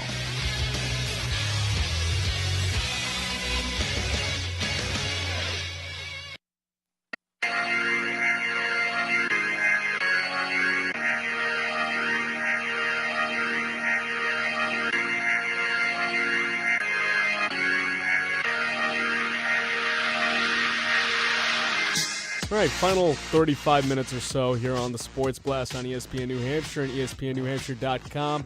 Remember, you can call in at 603-883-9900 and text us at 50352. Switching gears here to a little football talk. The franchise and window. music. Yeah, I do. I do like that. I was dancing a little bit. I saw you dancing a little on the side over there. I think all of us were. It's hard not to. Switching gears here to a little football talk. The franchise tag window in the NFL is now open. And obviously for the Patriots, the 2 biggest candidates to get franchise tagged are Aqib Talib and Julian Edelman.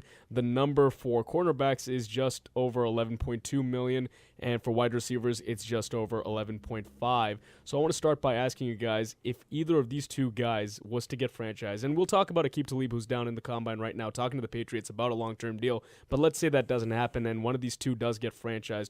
Who would you rather them use it on? Talib. Talib?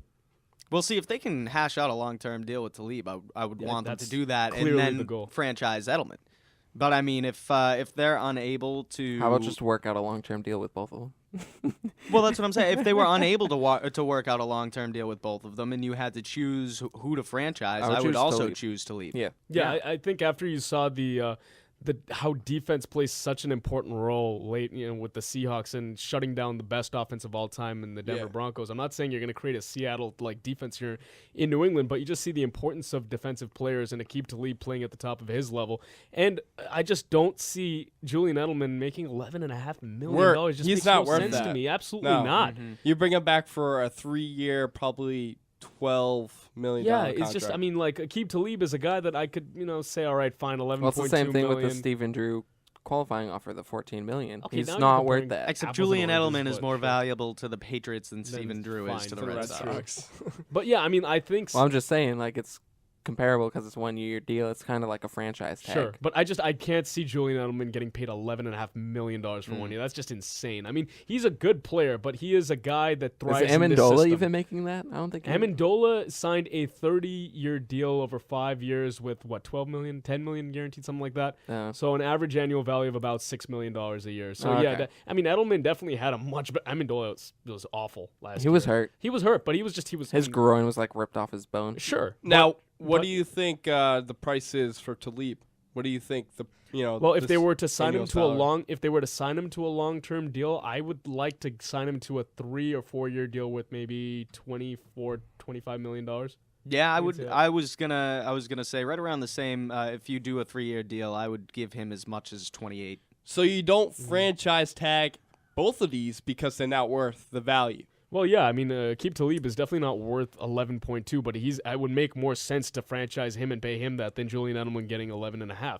I think Aqib Talib, considering his actually he's been a good citizen since coming to Foxborough, but considering his past off-field issues, considering his injury history, I think $7 million on average, $8 million on average is right about where he needs to be. Right, and despite his past, he's done well since he got here. And earlier this year, prior to his injuries, he was looking like a top cornerback in the NFL. So if he can stay healthy, that's obviously the question. Then it would be worth it, I think, to give him this franchise tag if they can't hash out a long-term deal. But I think that Talib would be looking for a long-term deal as well.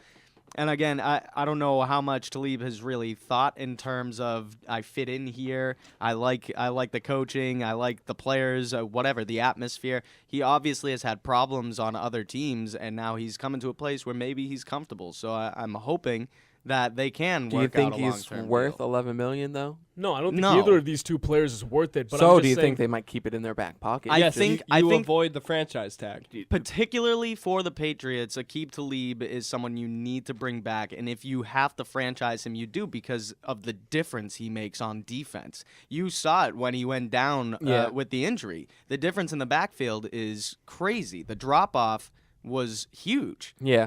And that's something that the Patriots secondary can't deal with, is not having Aqib Talib back there. There's so many options with the franchise tag for like every single NFL team that they can use it.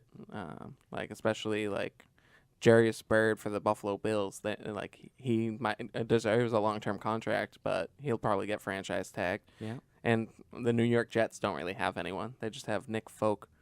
I think Eric Decker might get franchise tagged by Denver. I don't think so. But they've got a They pretty have deep too many offense. options. They need to focus on defense. Yeah, that makes sense. But They also have Cromartie.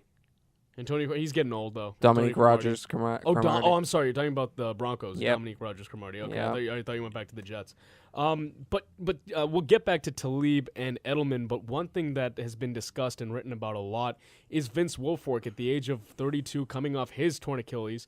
And in a passing league, is it really that important to keep a guy with that big a cap hit, which is about, I believe, $13 million this year, a nose tackle? Last year of his deal, a lot of people are saying you either cut him and save $7.5 million, or you restructure his contract, and it really depends on what happens there. But one of those two things has to happen, and you have to clear space with regards to Vince Wilfork. You can cut him and sign him to a better deal if you want, but you have to do something there because his cap hit for what you're going to get out of him in the next few years is just too much. Well, that's just like Jared Allen for the Vikings. Yeah. His cap hit for this year is over $20 million. Yeah. So and if they cut him, I'm sure they'll. That's save why a the ton of money. Vikings are so bad. Right. But here's the thing, and Vince Wilfork is also getting into the last year of his contract. So I think it's a no-brainer that you either cut him and save the Or 7.5, restructure his deal. or you restructure his deal. Yeah. Yeah, going back to Minnesota. Minnesota has a terrible front office. All they have is Adrian Peterson right now. But anyways, and Jared Allen. Jared Allen's a beast. Jared Allen's getting old, though. I mean, he all is, these guys but are he's getting aging. old. He's still a beast. And that's why I think Wilfork, I think they should go after defensive tackle in the draft if they can pick up somebody decent to fill the void of Vince Wilfork. If they're willing to part ways and re-sign him, then you can have him play temporarily and work out the defensive tackle with the mentoring under Vince Wilfork. Yeah, I think, it obviously depends on what's going to happen with him this season. It is the last year of his contract. If Vince Wilfork can play and be healthy and be Vince Wilfork, I want them to restructure the deal. But, obviously, Wilfork, he's getting up there in age. He's 32 years old right now. He's also a big boy, so, the injuries, wear and tear. He's very prone to them because of wear and tear. He's holding up a lot more weight than most of these other guys are.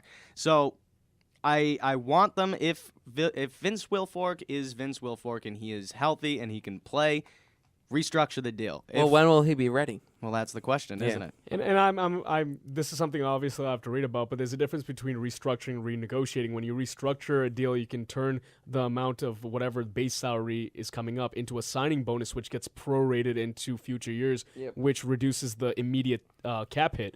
But in Vince Wilfork's case, it's just 1 year. Yeah. So I don't know how restructuring his contract Well, they're gonna, necessarily, like it would have to be renegotiated. Yeah, I think and would be the right thing in to the do. end, you're still giving him the money anyway. Right. He needs to lose a lot of weight, though. No, but he got really heavy. But if you're a player, and let's say you've got 4 or 5 years on your contract, and your approach to restructure, yeah, of course you'll do that because you're getting your money in the form of a signing bonus, which is guaranteed. Yeah, right. His leadership is impeccable. So I but think that's a stupid move if you're the Patriots, because if you're trying to get him for cheaper, you're gonna have to work out a buyout and then try to re-sign So you'll him. have to either renegotiate or Right. you could cut him and try to sign him to a different deal. And again, at this point, you have to really wonder if Vince Wilfork is giving you all that much value. Is it really that important in this day and age to have a run defense? No, but in a passing league, though, I think you can get away with bad run defense. And you can use that money actually that you'll save from Vince Wilfork to go get that defensive back. Right. I think the two biggest things are pass rush and pass defense. I mean, if a guy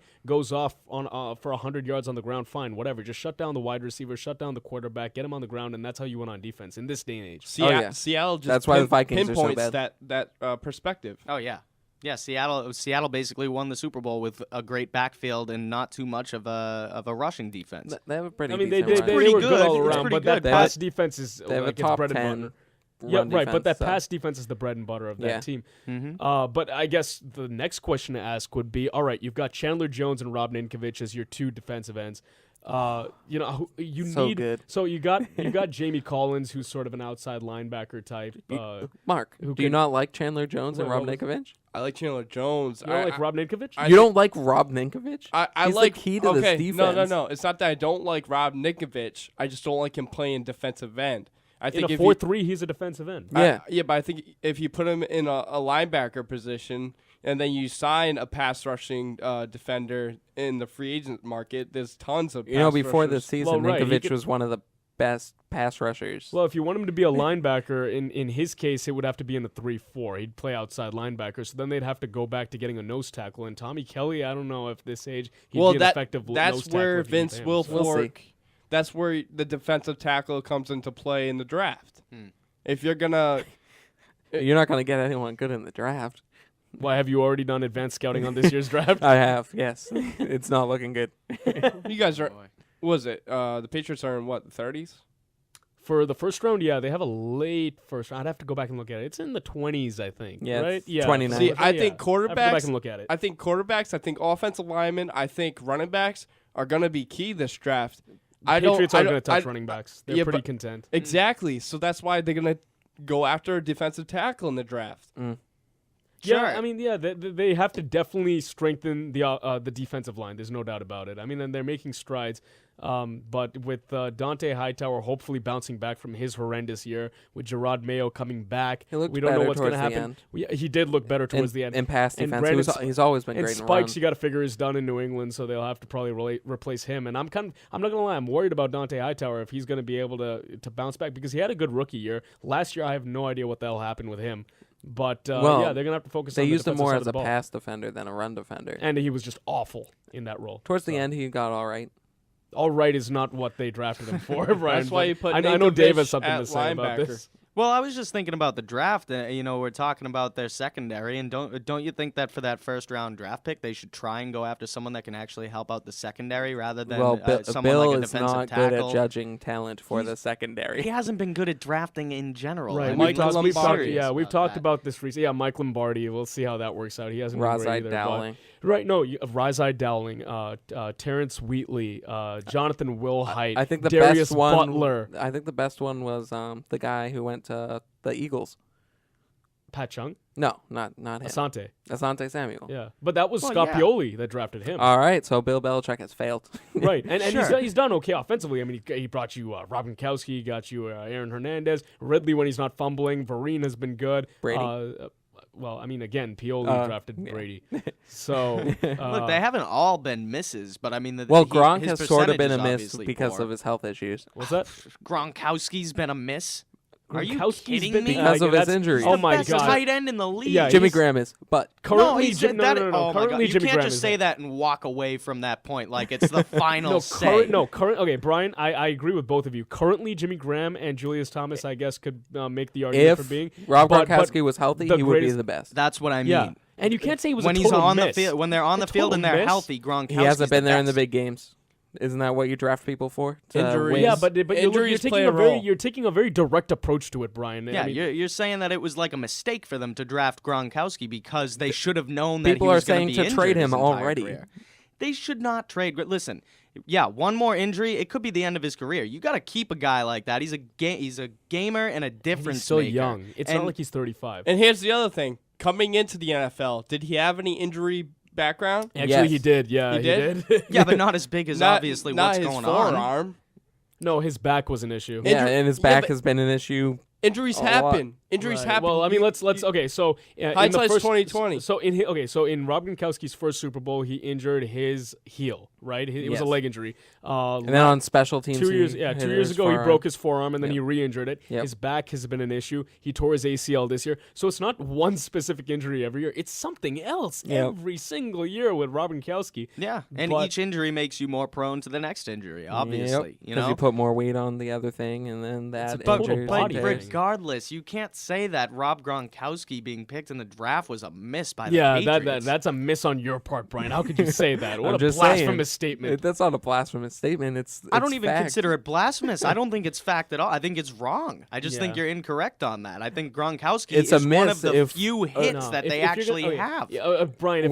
He's better than every other garbage pick he's made. Brian, Brian, you've got. If you're going to talk about bad picks by Bill Belichick, talk about Wheatley, Wilhite, Darius Butler, all those guys. Rizai Dowling. That's all I can think about. He can't draft defensive backs.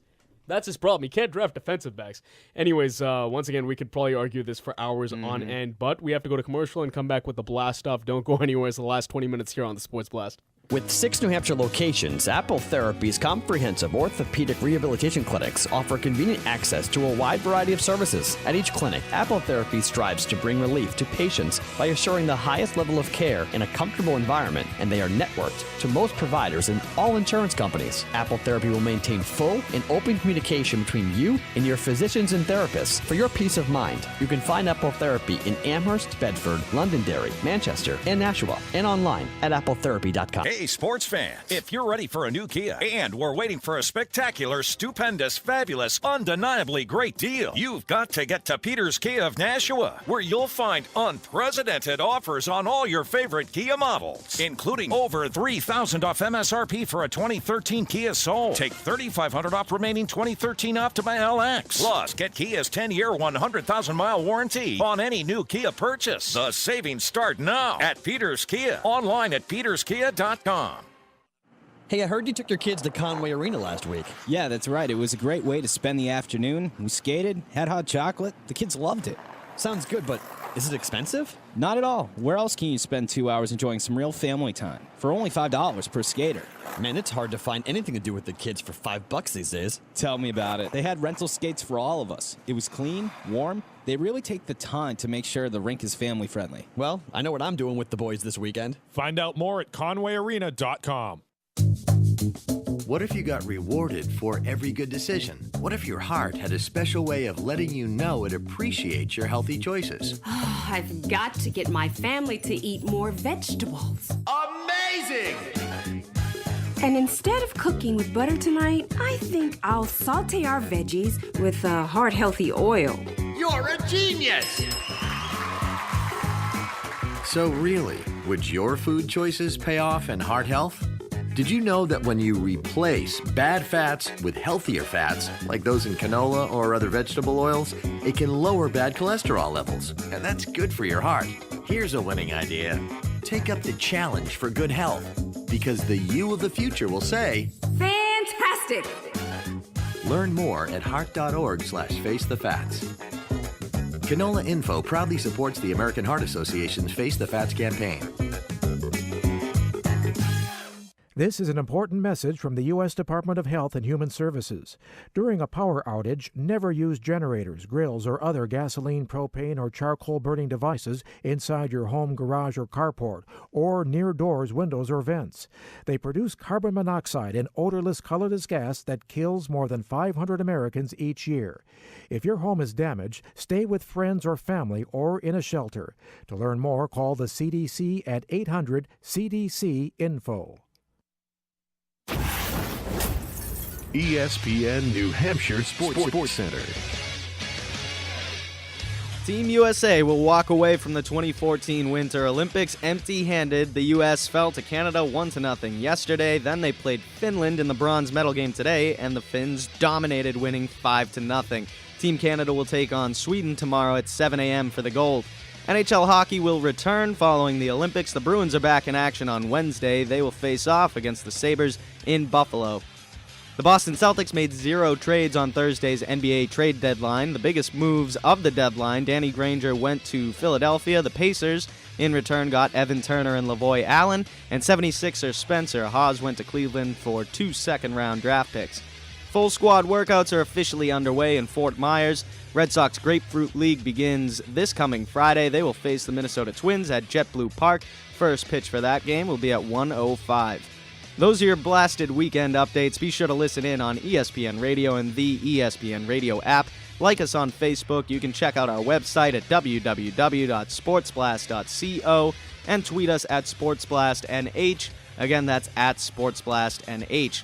Those are your weekend updates. I'm David Pollard. Don't go anywhere. The Sports Blast continues right now.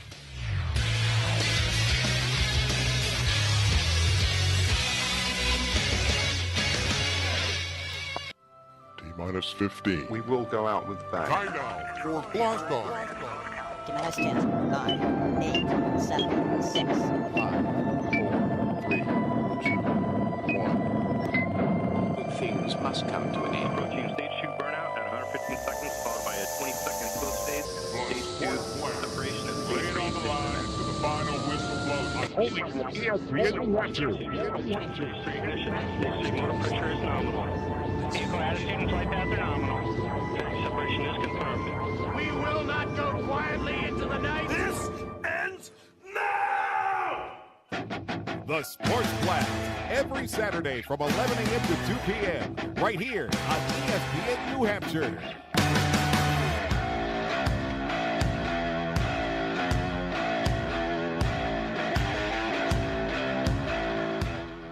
I have the sudden urge to snowboard. Anybody else? Yeah. Not with the weather outside, but no. But what we're watching right now, that looks like fun. The snowboarding races. I was thinking about this. It's not a sport. I just want to go snowboard. What are you talking about? It's not a sport. It's not a sport. Let's not have that conversation. Well, snowboarding is tough though. It's tougher than skiing. Yeah, it is. It is. But it's really not that. Requires a lot of balance. Okay, no, definitely. I would still rather see like 8 snowboarders going down a mountain all at once, With BB guns. racing for the gold. With BB guns. Now, You got to see, throw that in there. Now that we've seen the BB guns or the rifles or whatever, the crossbows that they have, There should be in every event. Yeah, seriously. Ice hockey? Go for it. The Winter Olympics would be far more entertaining if just Curling? every competition had. Oh, imagine curling with rifles. No, dude, Oh my gosh. bobsledding. Oh. Well, yeah, but you're just going down a hill by yourself. No, but you would have to have like teammates at certain points in Yeah. the bobsledding course that are on the sidelines trying to pick you up. baton. Oh, All right, final 12 minutes here on the Sports luge. Blast. Oh. Here on the Sports Blast, it is the Blast Off. You can call us at 603. I just forgot our number. 603-883-9900. You can also text us. Brian 3 off. Yeah, It's he okay. did. Sorry about that. Just Bye. imagine luge with BB guns. It's just You like can also text us at 50352. Guys, we actually made our picks last week for who we thought was gonna win what event in last year's NBA All-Star festivities. Good job, Dave. And we didn't do well. Who won that, I did by the well. way? Oh, you did? Yeah. he got 2 out of 4. All right, so 2 out of That I- 3. Well, yeah, technically 2 out of 3, but there were 2 teams in the Yeah. skills competition, so Give yeah. yourself a pat on the back, Dave. I am. All right, so The let's least all right, so let's- knowledgeable NBA guy. Don't mean to toot my own horn, but beep beep. So wait, so for the skills challenge, who did everyone pick? I picked Damian Lillard. As did I. Goran Dragic from Slovakia. Okay, and Brian. Who did I pick? You picked Reggie Jackson. No, I didn't. Yeah, you did. I did? I wrote it down. Oh yeah, BC guy. Yeah. And Dave, you picked? I picked Lillard as well. Okay, so one thing that I was thrown off on is I didn't know that they were doing like a Eastern Conference, Right. Western Conference. Yeah, I thing. didn't realize that So either. I guess if you picked one of the guys that were involved, then we'll You give get it half to a point. Fine. So Dave and I each get half a point because we had Lillard. So okay, we're good on that I one. had Goran Dragic. He was in the finals. With That doesn't count. Finals don't count, Mark. Finals don't count. Or you get a third Stop, of a point. stop trying to cheat your way into something. Okay, so Dave and I both win the skills challenge. You always try to do it too. So then the next one. I won all my picks in NFL. Who that? Who dat? Who dat? That's true.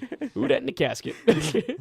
Okay, and then after that we had the 3-point yeah. contest. I picked Steph. I Yeah, I think did I too. think everyone picked Steph Curry except for No, actually, Dave. Mark picked Beal. Oh, and okay, I brother picked Beal. Bellinelli. And Bellinelli. Beal came in second. He was in the finals too. Yeah, yeah. Mark was very, very. If this were horseshoes or hand Yeah. grenades, Mark would be the winner right now. Definitely. So Dave is in the lead. First so is the that's worst, No, he second's beat- the best. So Dave is so There's Dave the has one who forgot to get dressed. yeah. so Dave has Or with the hairy chest. Or with their chest. So Dave has 1.5 points right now. I have Correct. half a point, and both Brian and Mark are scoreless. We lost. We're done. All right, dunk Yeah, contest. you guys are out. I mean, we all Oh, picked Paul George. Paul we all George. picked Paul George, And he didn't win. John Well, Wall technically won. he did win because they won as a team, and it was voted on by the fans who So- won. So technically, we all won that one. Okay. There was 3 finalists, right? So that means Dave just won this. No, Yeah, no, I went they 3 for did 3. East versus West, and whichever team won. I know, but in the East, so the fans picked John Wall. Yeah, There was 3 or 4 competitors in the East. 3. 3. So we get a .3333. Let's just. We're not shut out. Yeah.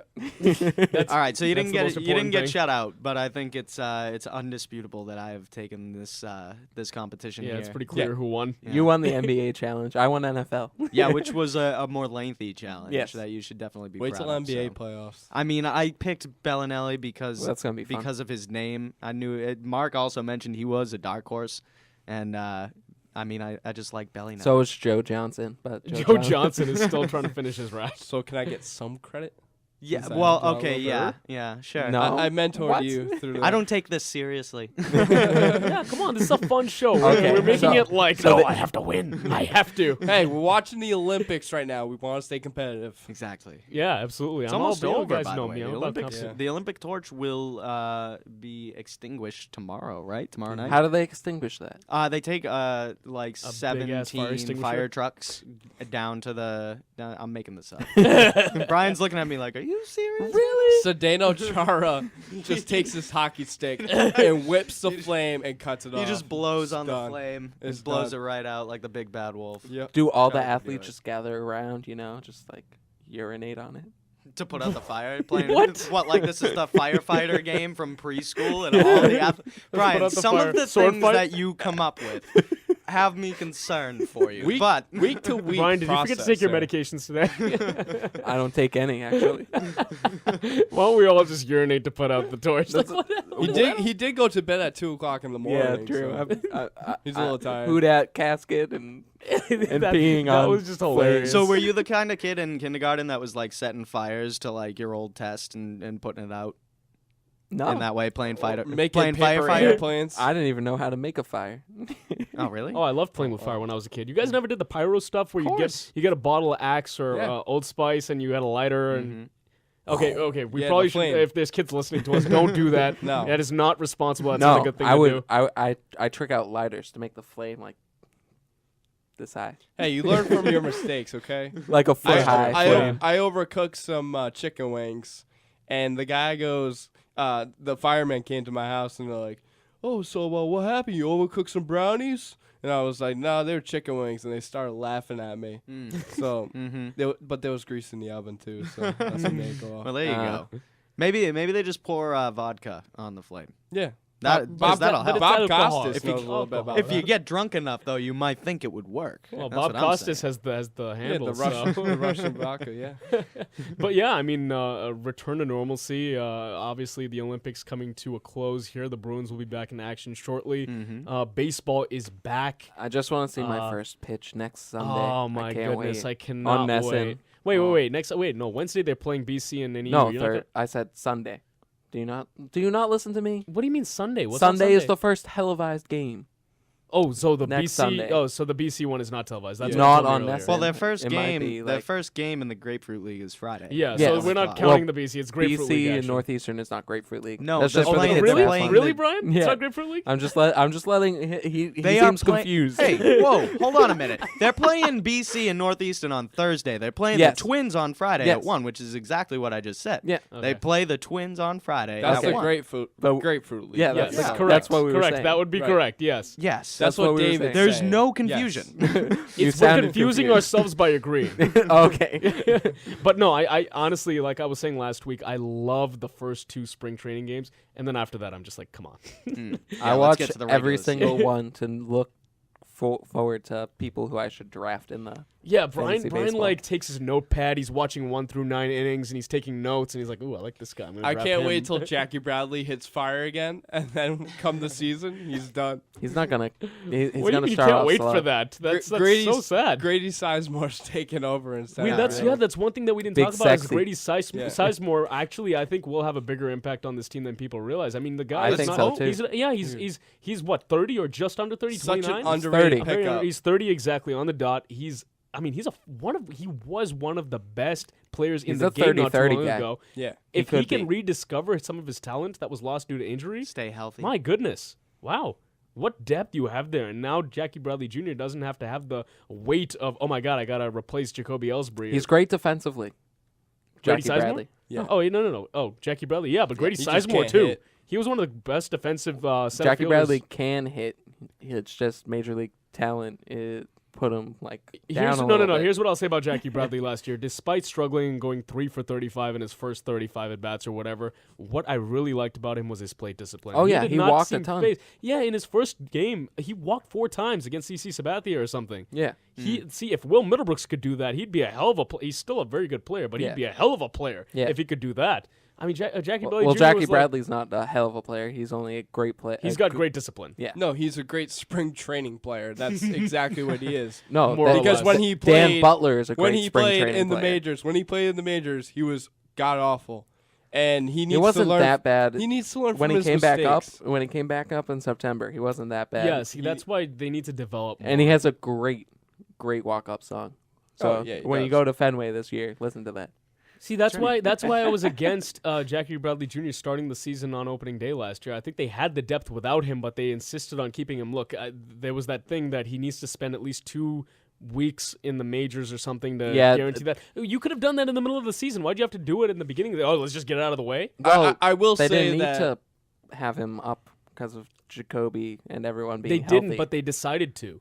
I They will- have him break camp with the Sox. I was like, they could have done that in August or something. Why did they have to do it right now? Yeah. I will say that when Dustin Pedroia came up, he did struggle at first with the Red Sox, and then he found his way. 2007 April was a disaster for him. And maybe Jackie Bradley is going through that, and he can get out of his way with even the September before that too. Jacoby Ellsbury leaving. Even the September before that, the April of 2007. Do you guys remember Dustin Pedroia's first major league home run? He sprinted around the bases, full speed. I love when people take their time. Ever. Like when Lance Berkman hit a home run, he would take 30 seconds. I don't like that. Did you see pimp the bat, pimp the bat, admire your long ball? Why not? Did you see Bogarts changed his number to 2? Yes. Yeah. I did not see that, really. Yeah, he took Jacoby's number. Jacoby's got such an ugly number, 22. Oh, I don't like That's that number. because he's doubly as good now. Derek Jeter. Derek. You imagine Derek Jeter's like, oh, Jacoby, I'll give you my number. Yeah, okay. The best number 2 in the game. What stinks is that Derek Jeter's retiring, so he could take the number back. He won't be able to. They'll retire it. They will retire it immediately. I don't think you can retire a number immediately. But they will say they will deny. But they will deny guys the opportunity to take number 2. So a team can't decide to just retire somebody when they want. It takes a couple of years. Yes. Well, okay, we can check into that. But if I'm the Yankees, I'm saying sorry. You're not taking number 2. It's just like they have to be elected into the Hall of Fame. It's like Jim Irsay. Jim Irsay said no one will wear number 18. It's true. I don't know if that's true, but the MLB should retire number 2. The NBA did it with number 23 of Michael Jordan. The MLB should. They already did it with Jackie Robinson. They're not going to do it with Derek Jeter. You're getting into like the DiMaggio, Babe Ruth. Yeah, no, that's a Yankees thing. The legends of the game. That's ridiculous. But getting back to Jim Irsay did it with the Indianapolis Colts. He said no one's going to wear 18 after this. So, anyways, that was our show, The Sports Blast here on ESPN New Hampshire. We'll be back next week. Take it easy, everyone.